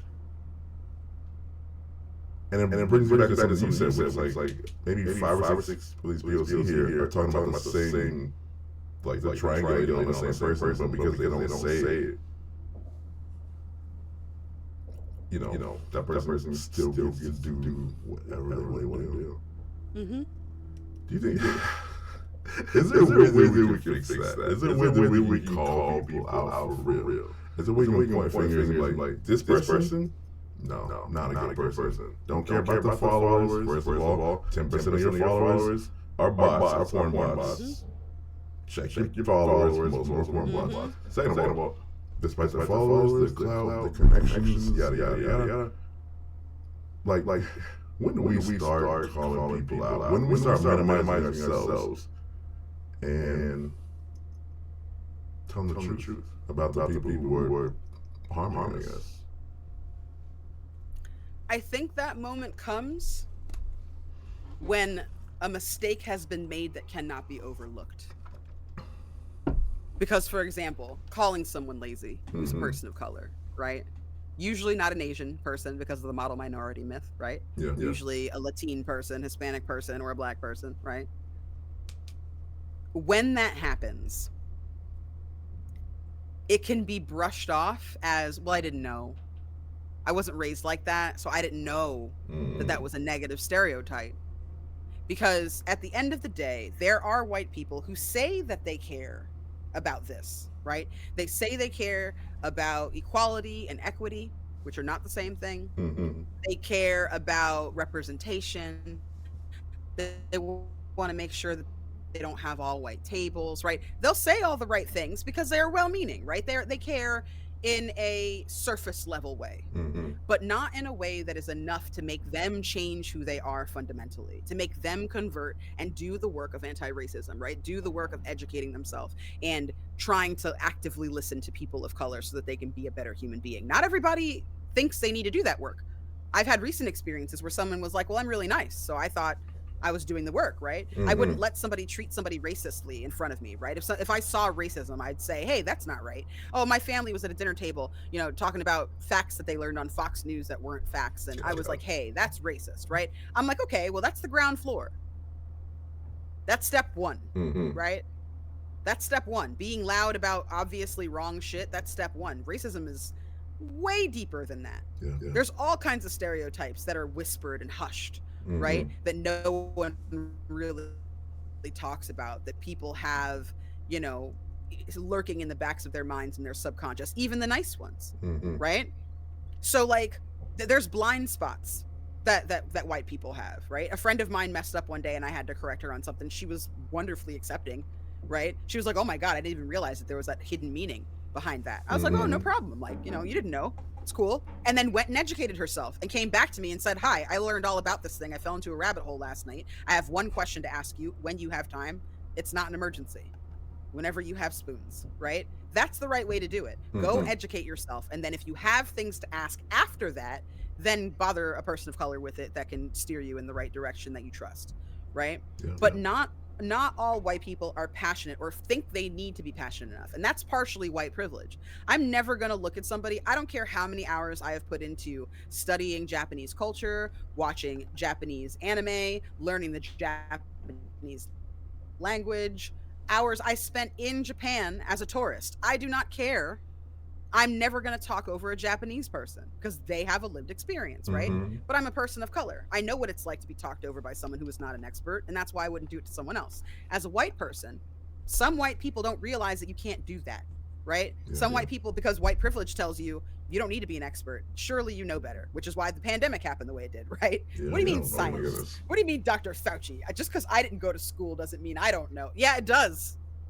Rick, it does mean you don't know. Candace, let me pause you. Because we your captions dropped. And for the sake of accessibility, can you just hit refresh on your captions?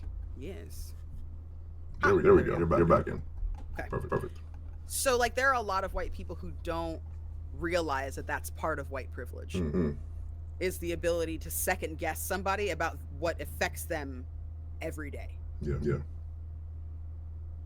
So when a black person or a Latine person or a native person or whatever identity comes to somebody that's white and says, "Hi," no, don't do that. Yeah. Sometimes it's taken seriously and the person takes steps to change, but more often than not, that person goes, "Well, they're being sensitive," or, "Well, that's not how I meant it." And that's enough. That's as far as it goes. Yeah. And when other white people who are apathetic, and when I say apathetic, I don't mean people who are just like, shrug, I don't care about racism. I mean people that are like, "But I'm a nice person. I don't have to do the work." To me, that's apathetic. I'm not a racist. I'm not actively racist. I'm an equal opportunity person. I support people. Black Lives Matter. I'm out there in these streets. I marched. I voted for Obama, right? Those people, the apathetic ones, right? Who are not actively going, "I need to shut the fuck up. It's not my turn to speak. You go ahead and say what you need to say and I'll back you up." That's a person that gives a fuck, right? Yeah. So when the apathetic white people see another one of their kind being called out as a racist, sometimes they come and they're like, "Oh no, not little Susie, not sweet Rebecca. I know Rebecca. I've known Rebecca. I've been in the TTRPG community with Rebecca for 3 years, and she cares more than anyone." Right? They'll come to each other's rescue. And then if I'm the only person of color that's complaining, that minimizes my complaint, right? All of a sudden there's 2 white people or more going, "No, that's not how she meant it." And me here by myself going, "Okay, well, that's how it was taken. Does that matter? No? Oh, okay." So I think the moment when we can stop minimizing and start being absolutely real and speaking loudly are those moments when someone takes an L big enough that it can't be backed out of, right? Yeah. Perfect example. There was a tweet that went around. I think it was Josh Simons who posted a tweet about like being easy to work with or something. I think either earlier, I think it was mid to late last year. There was a tweet going around about being easy to work with, and here's ways to succeed in the TTRPG industry from his perspective, right? And he's a person, he's got hundreds of followers, right? Tons of people really like him and elevate him as a creator, right? He's a very popular person, and I'm sure he meant well in what he was trying to say, but he didn't preface it with, "As a straight white man in America, this is how you are easy to work with," right? Yeah. All of the advice he was giving was not for anybody but other cis straight white men. Yeah. So people were reading that and like taking offense, as they should. And for a minute, I think people were kind of quiet and talking to their friends about it until some people of color were like, "You know what? I'm just going to shoot for the fences." And it's usually the people who have the highest follower count, right? People who are a little bit more cosmopolitan, people who can say something without being, harmed by that, without being seen as a problem, or maybe already are seen as a problem so they can say something, right? Like you can weigh in because people already know you're about to say something, right? Yeah. When white allies started showing up and going, hi, this is not the look, right? Everybody was able to be honest and open and, have this sense of community and all that stuff, right? Then it was fine.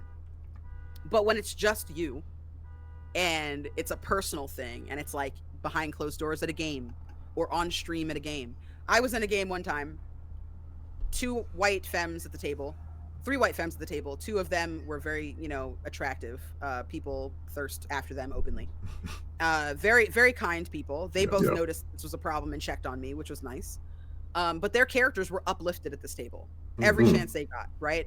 My character, I was playing a rogue for the first time, a little halfling rogue that was dark-skinned and blended into the background, was kind of wrong place, wrong time, and wasn't really supposed to be in this moment. Everybody knew each other except for her. And I thought it would be really funny that she was wrong place, wrong time. Right? I was excited to play this character. I was excited to have this story.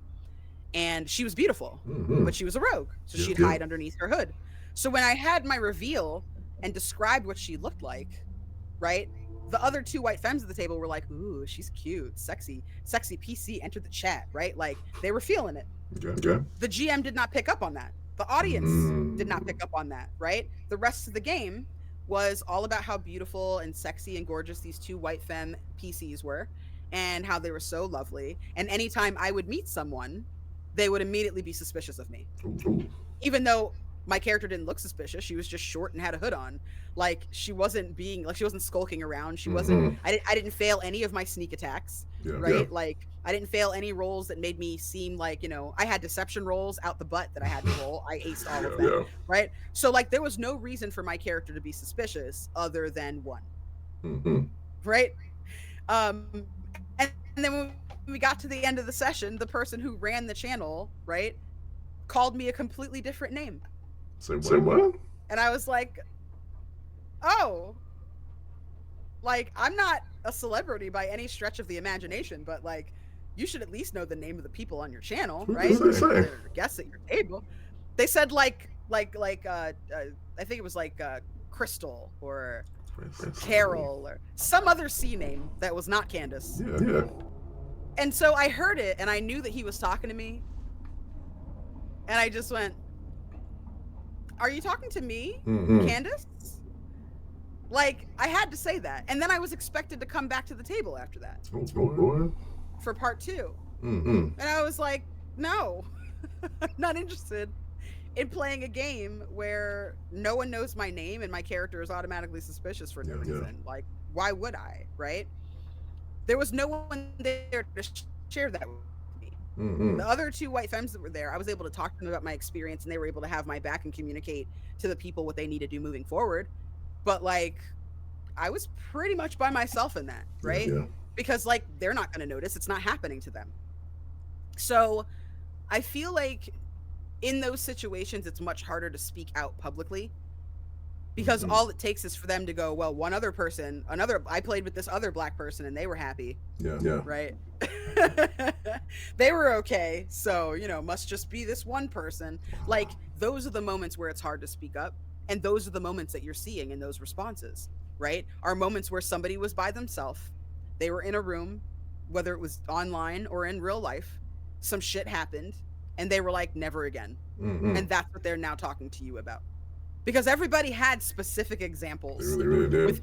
without speaking to who exactly it was. Because the last thing you need is to then be trounced, right? Is to then be smeared, and now everything that you've worked for is just flushed down the toilet. Because it's a matter of he said, she said, or they said, or whatever, right? Situation you find yourself in. And that's frustrating. I'm not blaming the people who responded. And if they communicate together, it's no longer he said, she said. It's this whole cluster of people that are saying the same thing about you. And I understand how our social dynamics work in that. Again, because you're only going to get one of each ethnicity or race in the game. It prevents us from talking amongst each other. Yeah. Correct. That's such a weird thing. Now I'm putting together in my head, like, That's kind of rhyming because I all the time I'm the only black masculine person at the table. And all of the black mass presenting people that I wanted to play with in space. And for some reason I haven't. And but that's why. You're gonna have to make a whole table of y'all, and then you can play. I'll play with you, but it's like, yes, it's not impossible, but it feels like impossible. Yeah, and it's not fair. It isn't, and like, then the answer is, well, start your own thing, right?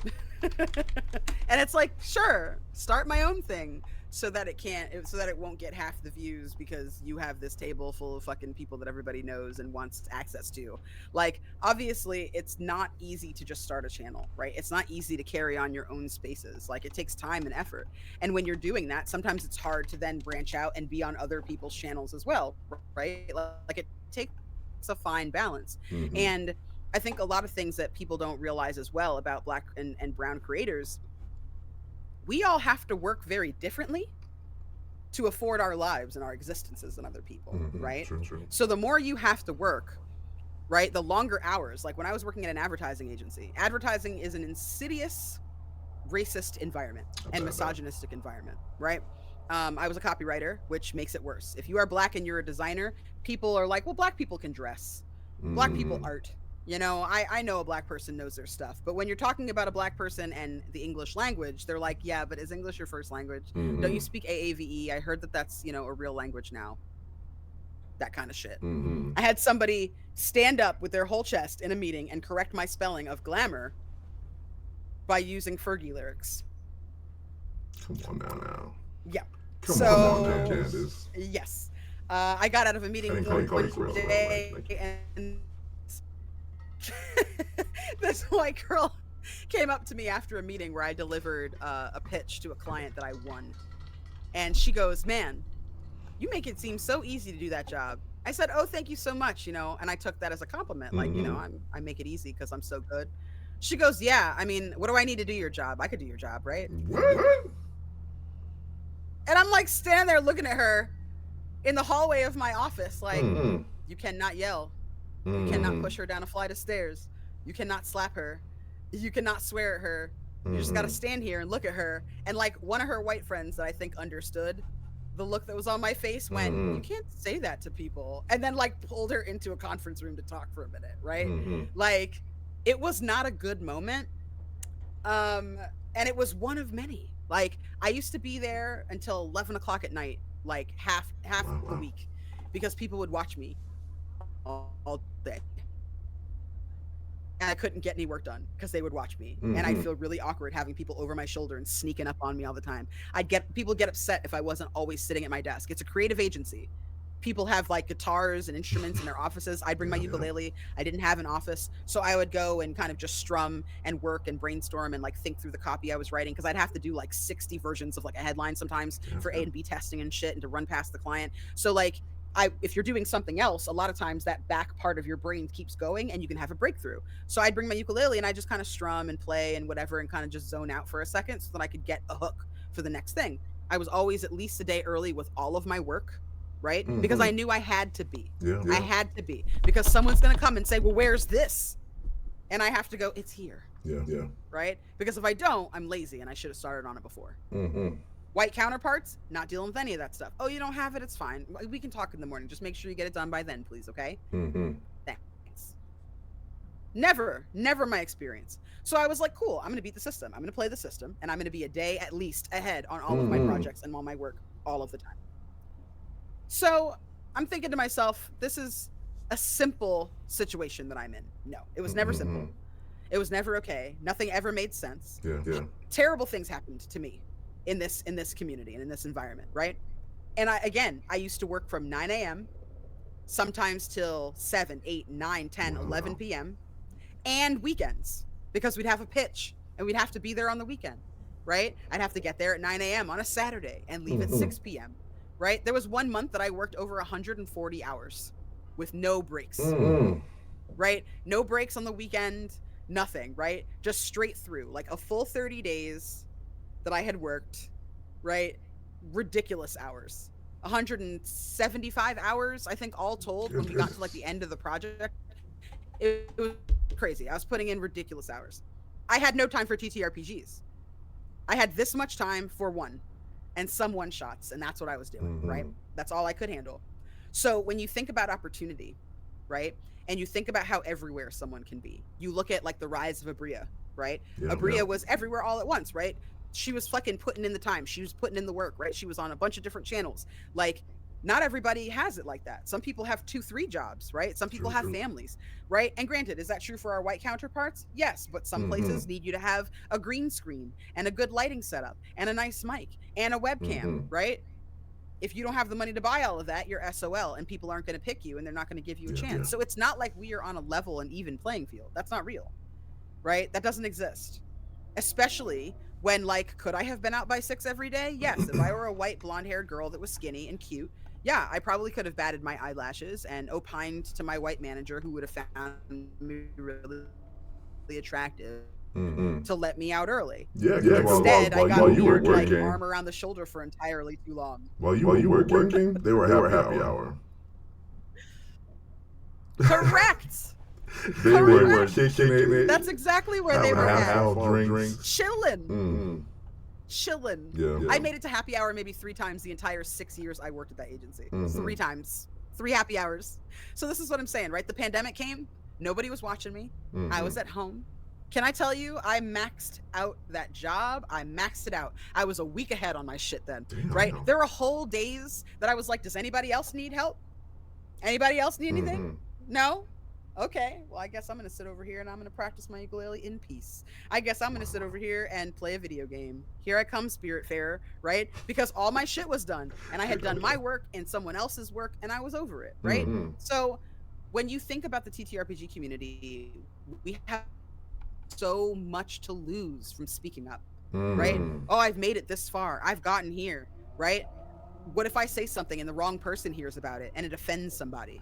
Then I'm fucked, right? Then I can't move forward. Like, there's a certain amount of trust in the space that we get as we grow. Like, again, when I came out about Carrie, I didn't know whether or not people were going to be accepting what I had to say. I didn't know if people were going to have my back or if this was going to be the end of me in TTRPGs. I didn't know. I knew she had a lot of sway. I knew she had a lot of friends. I know a lot of people listen to her and think she's a good person. So I was like, okay, well, you know what? This might be it. But at the end of the day, if it's keeping people safe and I lose if I lose my spot, I can do other things. I had to say that to myself. I had to be ready to lose everything I had worked for. And that sounds dramatic, but that's the reality. So it's like, when white people in this community are asked to do a little bit of work, fucking do it, man. Do it. Because it is a drop in the bucket compared to what all of your peers of color are doing and what we're going through and the hoops that we have to jump through. You're damned if you do, damned if you don't in a lot of cases. All those TTRPG creators of color that got invited to the D&D summit, people are talking about how they're fucking, oh yeah, well, you know, don't take them seriously. They're just influencers trying to get you to buy a product. Like, they weren't going to go and give a legitimate response to these people because they were bought. Like, unnecessary. You can feel however you feel, but don't go putting that out in the air. Don't punch down on these people. And I get it. They have more followers than you, so you think you're not punching down, but you are. At the end of the day. Because if they came after you, everybody would be like, oh, look at that person. They have, 1,000 followers, and this other person, this white person, only has 500, and they're using their power for evil. Like, they'd be the first people to talk about it. So if you're white and you're listening to this, always do the work. It's really not that hard. It's worth it in the long run. If you want the street cred of having stories like ours told on your channel, of having us bring multifaceted and multi-level and multi-dimensional characters to your tables, if you want our feedback and you want the fucking cosmopolitan look and feel to your channel because you are a diverse production, if you want all of that, it costs something.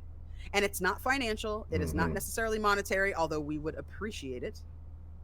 But it is something that you can pay back by being aware, by being a person who actually gives a fuck, by putting your money where your mouth is, by not pretending that you're ready for something that you're not. Because all you're doing is wasting time, and we will not remember. Like, we will not forget. Like, we will never forget. I will never forget the bad experiences that I have with people. Never. Every single person that commented on your post, those people are never going to forget. Some of those people might have been talking about something that happened to them 3-4 years ago. It might not even be, it's going to stay with you. So I'm tired of people acting like they get it and then not backing it up. It is beyond disappointing. Powerful. I'll follow that up with being that sole person of color at the table, or one of two. I don't think people understand the weight of that, being that one person. How we hunt. I'm not going to say everybody. How we become, we have to become a different person when there's at least one white person in the room. How we have to become a person when we're the one person of color in the room. How much it weighs to be that different person, that inauthentic person from our natural selves, just because we're going to play a game or be seen. And in that case, we're not even really being seen. So it's like, what are we doing? We're acting. It's very we're acting. Yes, it's very heavy, especially because like when you're talking about TTRPGs and telling authentic stories, right? Like, I pride myself on making characters that are not one note, right? It is very important to me to have character growth, especially if it's a one-shot. I don't have to have huge character growth. It's not a big deal. But if it's a campaign, 2 to 3 episodes or longer, I want to make sure that I'm moving through that space learning something from the experience, right? That's how you make a more fleshed out character. That's how you make your character feel alive. Is that's by how you improve as a performer. Exactly, right? Like, a character that has no faults is not interesting to watch, right? Nobody wants to see a character that just like moves through life that's just like killing it in every way possible, right?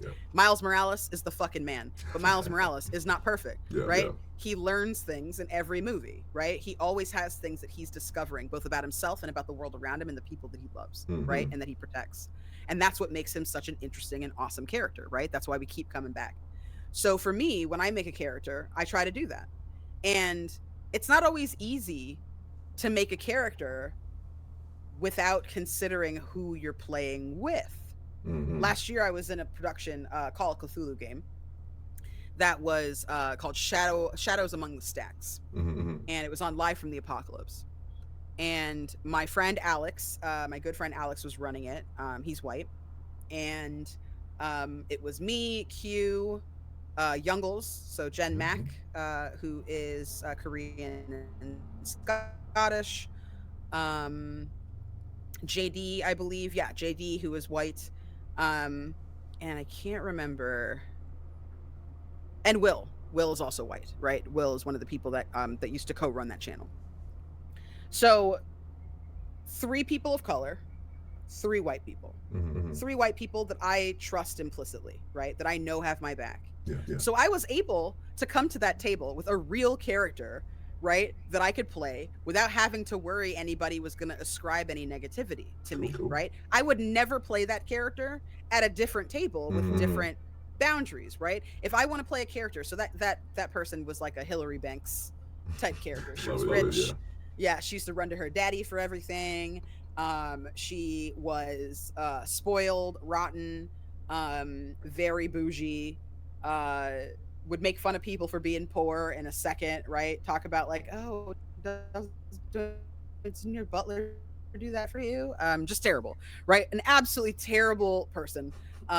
Still had kindness in her heart, because I don't like just an evil character, right? But her flaws were that she was deeply superficial and spoiled, right? Entitled. And those are fun things to play with, because you can see that character humbled, right?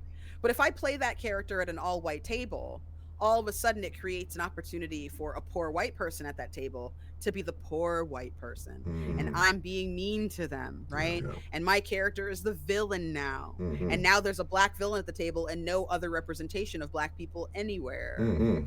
Uh-oh, right? How did we make this narrative How did we invert reality Right. suddenly, right? It becomes this whole other thing. That same character at a different table would have been deeply unpleasant to play, right? But because I was at this table with 2 other people of color and 3 allies, I was able to tell my story and not feel weird, right? Oh, yeah. Could I have gone even further if it were an all BIPOC table? Oh, Absolutely, yeah, I yeah. could have, right? I could have really gotten ridiculous with it. I could have, like, there's a very big difference the kind of character that you are going to play at a table with people that understand. This cowboy game that I've been working on, it should be coming out this year. We've recorded the first episode so far. The cast is fantastic. It's myself, and I don't want to announce too soon, but there are only 2 people. There are only 2 white people at the table. They're both trans people, and everybody else is BIPOC, right? And obviously they have a BIPOC GM. And my players are all different kinds of characters, right? But villainy is definitely something that kind of runs through them. We're telling a kind of a gritty Western tale. Cool. And I think everybody was really concerned about being a bad guy, especially my POC players. And I had to go to my POC players and go, hey, you bring whatever you want to this table. And if you don't feel comfortable, I'll move people around. The 2 white people that are at this table feel lucky as fuck that they're there, and would be absolutely fine if I said, hey, would you mind if I found another project for you to work on, if other people didn't feel comfortable being the characters that they want to be in this situation. There will be X cards out the butt. Any kind of other safety tools you want to use, we will use. We will do check-ins after every single scene, which we did because it's also a horror game, right? Like, it was a wonderful production. The very first session was electrifying. The session 0, electrifying, right? It was fantastic. I loved being able to tell that story because in my Wild West, it's not just a bunch of white cowboys sitting around. There's like 2 people in my Wild West story other than the 2 people at the table, right? There's like 2 white NPCs and that's it. Because why, right? There's enough of that. And the ability as a Black storyteller to be able to shape a world in which my POC players feel comfortable, and that my white players can come in and learn, right? And help elevate and uplift the other people of color at the table and elevate and uplift me as a creator of color. That's the fucking, like, that's bomb. Like, it was great. It felt amazing to be able to do that and know that I'm establishing that connection with people. I don't think outside of my experiences with like Alex or Kay, or like Will, right? There are very few GMs, and all of them have been my friends, which makes sense. There are very few GMs where I've shown up at their table and have felt comfortable, right? Taylor, I show up at Taylor's table, I feel comfortable, right? I don't have any issues because Taylor is a person of color that is facilitating the game. I'm not going to run into issues at Taylor's table, right? No. I'm not going to have a problem, and even if I did, it would be absolutely nothing. Just be like, hey, right? I'm being GM'd by Robin Eckberg from the Adamless podcast, right? I'm working on something with them. Fantastic job at checking in, making sure my concerns are heard, listening openly, giving time and space after scenes to go, hey, so take a break. This is a horror thing we're doing. It's scary. How does everybody feel? Is there anything you want to kick out? Right? Is there anything you want me to strike from the record? Any scenes we want to redo? No? Okay, cool. Wes from 12-Sided Stories. He's done something where, like, he even asks for feedback, right? We have a majority POC table for 12-Sided Stories, Otherworld Hollywood, right? There's 2 white players, Wes and Mac, and everybody else is a person of color. In that scenario, Wes will stop and say, hey, time out. What did you think about this? Was this weird? This felt weird to me. Or, hey, I made a decision last session that I'm sitting with and it doesn't feel great. Is it okay if we redo that scene, right? Open communication, making sure that the players feel comfortable first, and advocating for yourself as the GM and admitting when you feel you've made a mistake. That's what makes it easy for someone to come and talk to you, right? Even if you're not a person of color, I know I can go to you and say, hey, this wasn't cool. Can we maybe throw that out? Hey, this person said something I don't think they realized was offensive. Do you mind cutting that out? Maybe we can talk to them later so that they're not in their head about it. Hey, I'm just having this little bit of an issue. Whatever, right? Like, it makes such a difference when you know that person that you are trusting with your story and with your character and with your time, right? And your vulnerability. Being an improver and being an actor, you have to be vulnerable to be good. You can't just phone it in. If you're really invested, it gets you, right? It gets inside. Yeah. Like, I can't tell you how many times I've gotten off of a call and cried just from releasing the emotions that I've had at the table, right? Not even a negative cry, just a whew, a letting it out kind of cry. So we exist in this space, and we create in this space that is so evocative and so emotional, inherently built into what we do. And like, life is too fucking short to take chances on people who don't give enough of a fuck to make sure that you feel safe when you are trusting them with this. Right? Trust is a huge thing. It is not easy to get. It is even harder to keep, right? Like, it needs to be worked at. The work is never done with anti-racism. The work is never done with being someone who is a humanitarian, who cares about other people outside of your experiences. And the work is never done with trust on any level, with anybody, in any relationship, right? You have to keep going and proving that you are trustworthy every single time. And when you prove that you are not trustworthy, or you do something that's fucked up, how you apologize is what's going to help me figure out whether or not I can trust you again. True. And not enough people care about that, And I think that the more of us that find that we have these negative experiences, and the more we all start talking, comparing notes, right? I've had people come to me and say, hey, Candace, I noticed that you're playing in a game with this person. I think they might be problematic. Here's some research that I did. I'm like, oh, thank you so much. I appreciate it. I really wanted to know that. I do my own research, and whatever I find, if it's pro or against, I report back to the person who informed me, and we have a whisper network moment. And then I either drop from the game, end the game, or say, you know what, actually, that was a long time ago. They apologize. This is how I'm feeling about it now. We're 5 minutes before showtime. We're gonna have to take care of this another day, right? Whatever the issue is, right? Like, whenever it comes, I'm able to make that decision. But saying it openly and on a broader scale, like, the price is just too damn high a lot of times to come out with it like that. And that's a shame. Yeah, it really is. Because it allows perpetrators to continue to perpetrate, to not change, to continue harming in various different ways.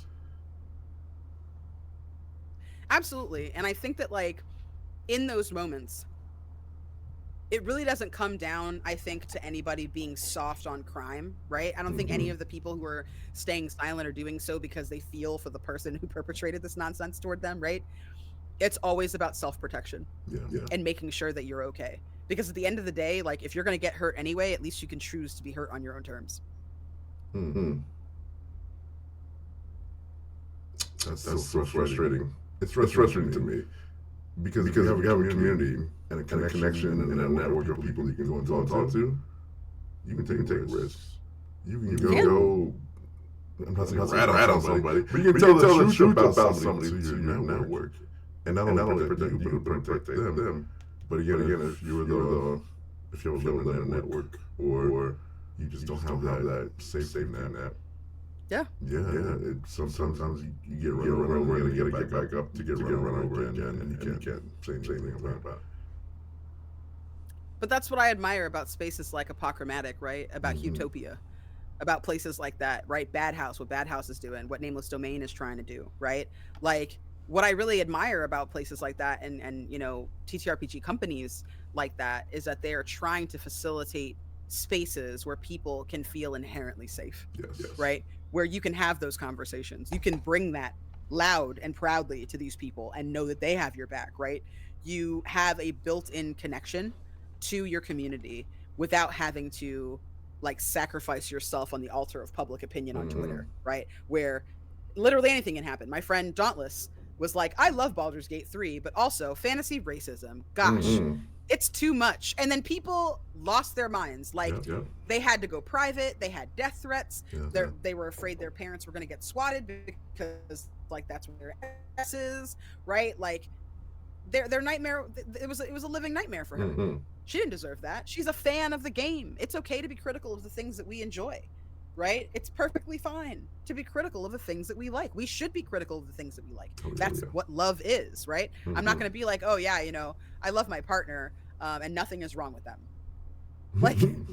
That's not doing anyone any That's service, delusion, right? Yeah. That's ridiculous. Yeah. So you should be critical of the things that you love. That's part of love, is accepting and understanding the good with the bad, right? Yeah. Being able to say, yeah, that's not great, but you know what? Here's all the things that way outweigh that. That's one tiny thing. Oh, he's late all the time. Oh, she talks too much. Oh, they don't communicate, when they're shy. Whatever issue that you might have with a person, right? Yeah. Cool. But like, if the good outweighs the bad, that's where the net is, right? Yeah. So I think that, like, the more support that I think we start giving to each other, both privately and publicly, because public support doesn't always mean private support, right? Farah used to support me publicly all the time, to the point where, like, people would come to me and be like, oh yeah, she tweeted about you today, and I'm like, what? And then she wouldn't have tagged me in the tweet, so I didn't know she tweeted about me, and it was awkward. Like, yeah, it was very strange. But that's what I'm saying, because public support makes people go, oh, they must be cool because they're friends with Candace. Oh, they must be cool because, like, they support Candace. But meanwhile, behind the scenes, it's, oh wow, you dressed up again. Yeah. So like, public support isn't always everything. If you're gonna snub me when I try to talk to you face to face, I don't care how much you support me publicly. I got a story, and this is one of the things where if I say what happened and who did it to me, no, I would not survive the next day.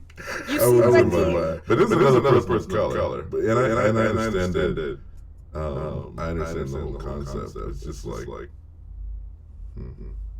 I guess I'll say I've had this thought recently, which is like, if turning your back on me as I had my hand out to introduce myself help you become a more popular and more able to uplift other POC in your circle, then I can live with that. But I'm not gonna forget to turn your back on me, literally in front of a couple other people. Nor should you. Yeah. I've had that same experience. When we get off this call, I'm going to see if it's the same person that I think it is. Oh, damn. Okay. Yeah, I agree with you. And it sucks when it happens. And that's the thing too, right? About our own environments and our own communities. Like, our POC community is not perfect, right? No community is perfect. And there are people who aren't going to like each other. There are going to be people who have issues with each other. There are going to be people who stay on the fringe, right? Say that they're skin folk and kin folk, and then act different, right? They act a little different because it really comes down to what they need and what they want and how they view themselves and how they want to be seen, right? True. Some people have their own beat, right, that they want to walk to, and that's fair. That's fine, right? Go out there and hustle. I don't have respect for the people who don't look behind them. Yes. If you're a person of color and you're not looking behind you, you're not seeing who's in your wake, you're not trying to, like, extend an arm to pull up the ladder, you're not giving back, that's when I have a problem with you. That's when I'm like, I don't fuck with you, right? If you are too high up on your horse to be able to acknowledge that, you used to be me, then I got nothing to say to you. Right? I won't work against you because you're a person of color. I'm trying to be, rooting for you and everything. Unless you're harming people, I'll just stay quiet. I'll let you do your thing. I'll be on my way, right? But I think at the end of the day, like, the proof is in the pudding. And I think as we start showing up for each other more and more and more and more, and as we start making content, and as more allies, right, lift their voices and start lending a hand, a lot, like, your post got a lot of traction from POC, but it also got a lot of traction from people who were listening to the conversation, who were advocating and saying, hey, pay attention to this. I've fixed the issues that I have here that I see people talking about. As a person who has moved beyond that, I'm telling you, other white people, it can happen, right? Or other people. I learned a lot from this thread, and I started making conversation with other people to make sure that I wasn't perpetrating any of the things that they were talking about, right? I checked in with my players of color, right? Those people, great, right? You love to see it. But at the end of the day, if you're not doing that and you're just reading it and going, would hate for it to be me, and moving on, you're not taking advantage of what's right in front of you, and you're causing these people to stay silent that much longer. So I'm hopeful. Every time I see something new pop up that looks beautiful and exciting, that has a lovely rainbow cast in it. See people working together, see people advocating for one another online, see people retweeting each other, right? Making sure that there's love there and support there. Like, that makes my heart so happy. Oh, yeah. And it's not going to be perfect, right? Things take time and they take practice. Yeah. But I think that the people who put in the effort, right, are easy to see. Yeah. They're easier and easier to see, especially as you start using your own voice to talk about your experiences and call people out. I was called out on stream one time. I said something that someone felt was anti-Semitic. I had no idea. I was making a dumb joke that was really random and offhanded, right? It was not obviously anti-Semitic. It was something that was like deeply rooted in anti-Semitic stereotypes that I didn't know anything about. Yeah. And I was mortified, right? I was mortified. I addressed it on stream. The person who was my producer was like, hey, we can talk about it later. Don't worry about it. And I was like, no, I cannot talk about this later. I must talk about this now. We must have this conversation, right? Like, I'm not going to sit here and just like let that person feel like trash, right? And like the person actually wrote and said, I didn't see what they had said, but like when I saw their message later, it actually said, I know Candace doesn't mean anything by this. I know that they're not saying anything anti-Semitic. I just want them to know that that joke is rooted in anti-Semitism, right?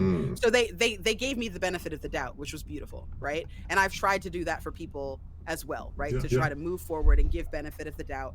You know, maybe you didn't know, because being confrontational is hard enough without coming in hot, right? So I was like, you know, I tried to carry that forward and pay that forward. But I apologized right away. And I let the audience know. I had like 70 people watching. And I was like, hey, I said something and it wasn't cool and it was poorly received by somebody in the chat. I'd like to genuinely apologize. And like I said my piece, I explained what I had learned. I said, and I pledged, which I then did after the call was over, to do more research.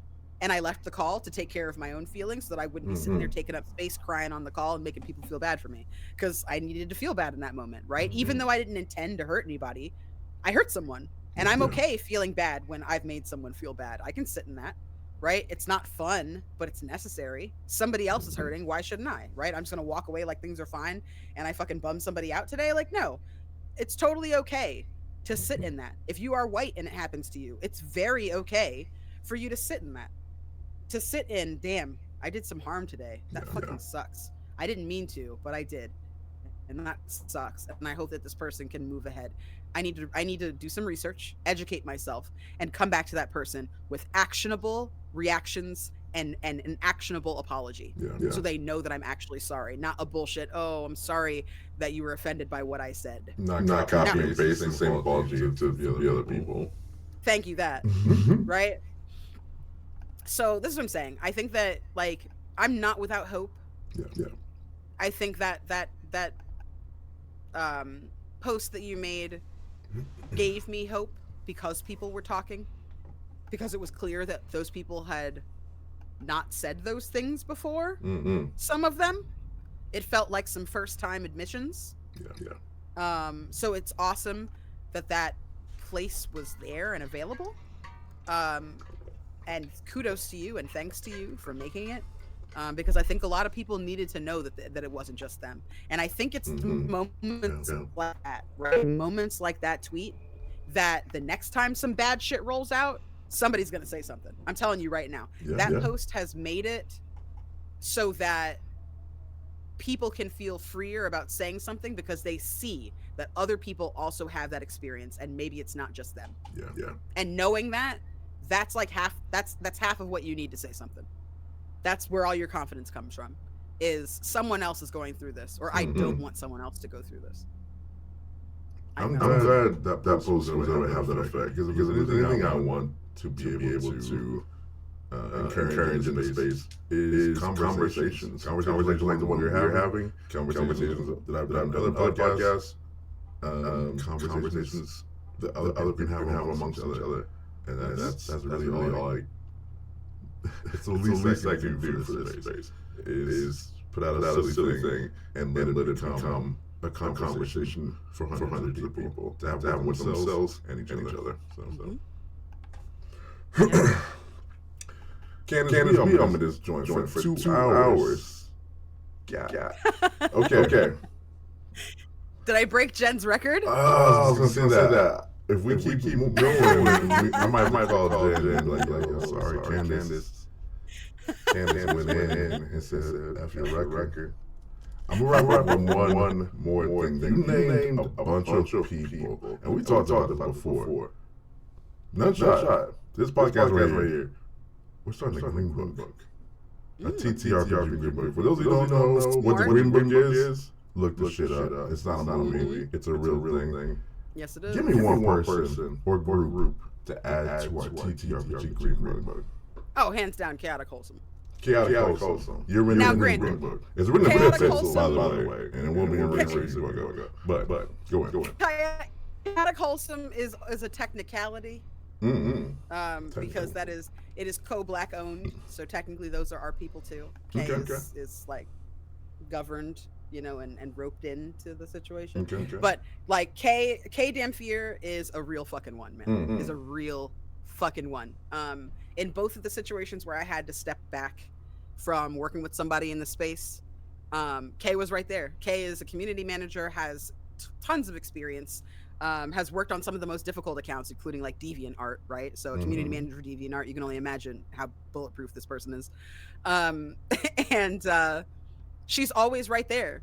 If she needs to learn something, if she says something that maybe she's like, was this questionable? Or I go to her and I say, hey, this isn't the best thing that I saw, or whatever, right? Or, hey, do you think you could change this one thing, or anything, right? Any kind of feedback.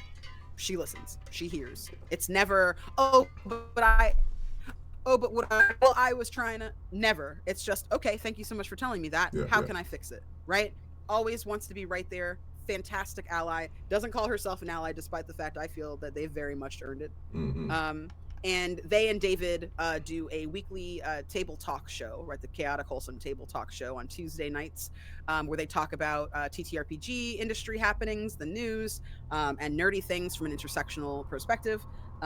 David is fantastic. Kay is fantastic. Their channel is excellent. They put out the Christmas Lich and the Christmas Cookie Caper. Within the last 2 years, they always do a big charity stream for the holidays for needy families, as well as Godplane, which is a module that they wrote and that they run for D&D 5e. Just all around exceptional people. And they're going to be starting, like I said, to run games that are not necessarily just GM'd by them on their channel this year. I know I'm going to be running on their channel this year. I'll probably do my thing on their channel this year. So yeah, hands down, K Damfier and Chaotic Wholesome. Okay. In the Green Book, it's official. Semi-official, like it's in pencil. Can be revoked at any time. But for real. As of today, you're in the Green Book. Candace, thank you so much for joining this interview. Of course. A pleasure to talk to you. A pleasure to get to know you as always. I'm looking forward to our game on Saturday. Same. I've been having so many character ideas. I don't know if anything's going to come out, but we'll see when we get there. Is there anything... I'm going to say you want to plug, but you have to plug like 50 projects. I see you everywhere, Candace. What do you want to plug? Tell us about where we can find you and what you want to do. Okay.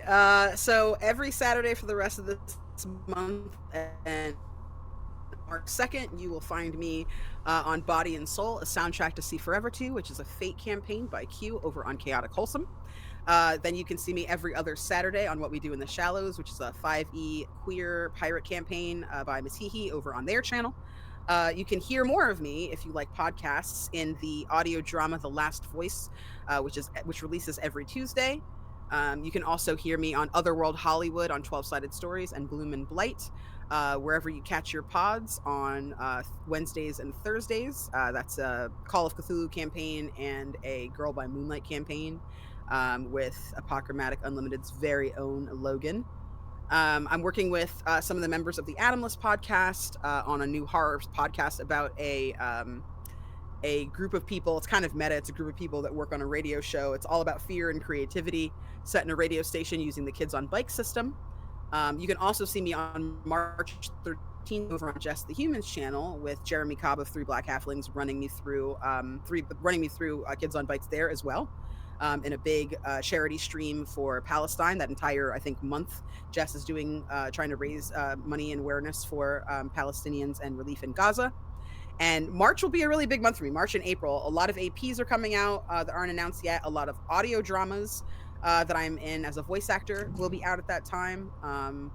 Some short animated films, and then at the end of the month, I have a role in Romeo and Juliet being put on by the Twitch Women's Guild to benefit the 1000 Dreams Fund, which is a not-for-profit charity that helps to launch underrepresented women and femmes in the gaming community and helps them get what they need to pursue either an education, job, or streaming career.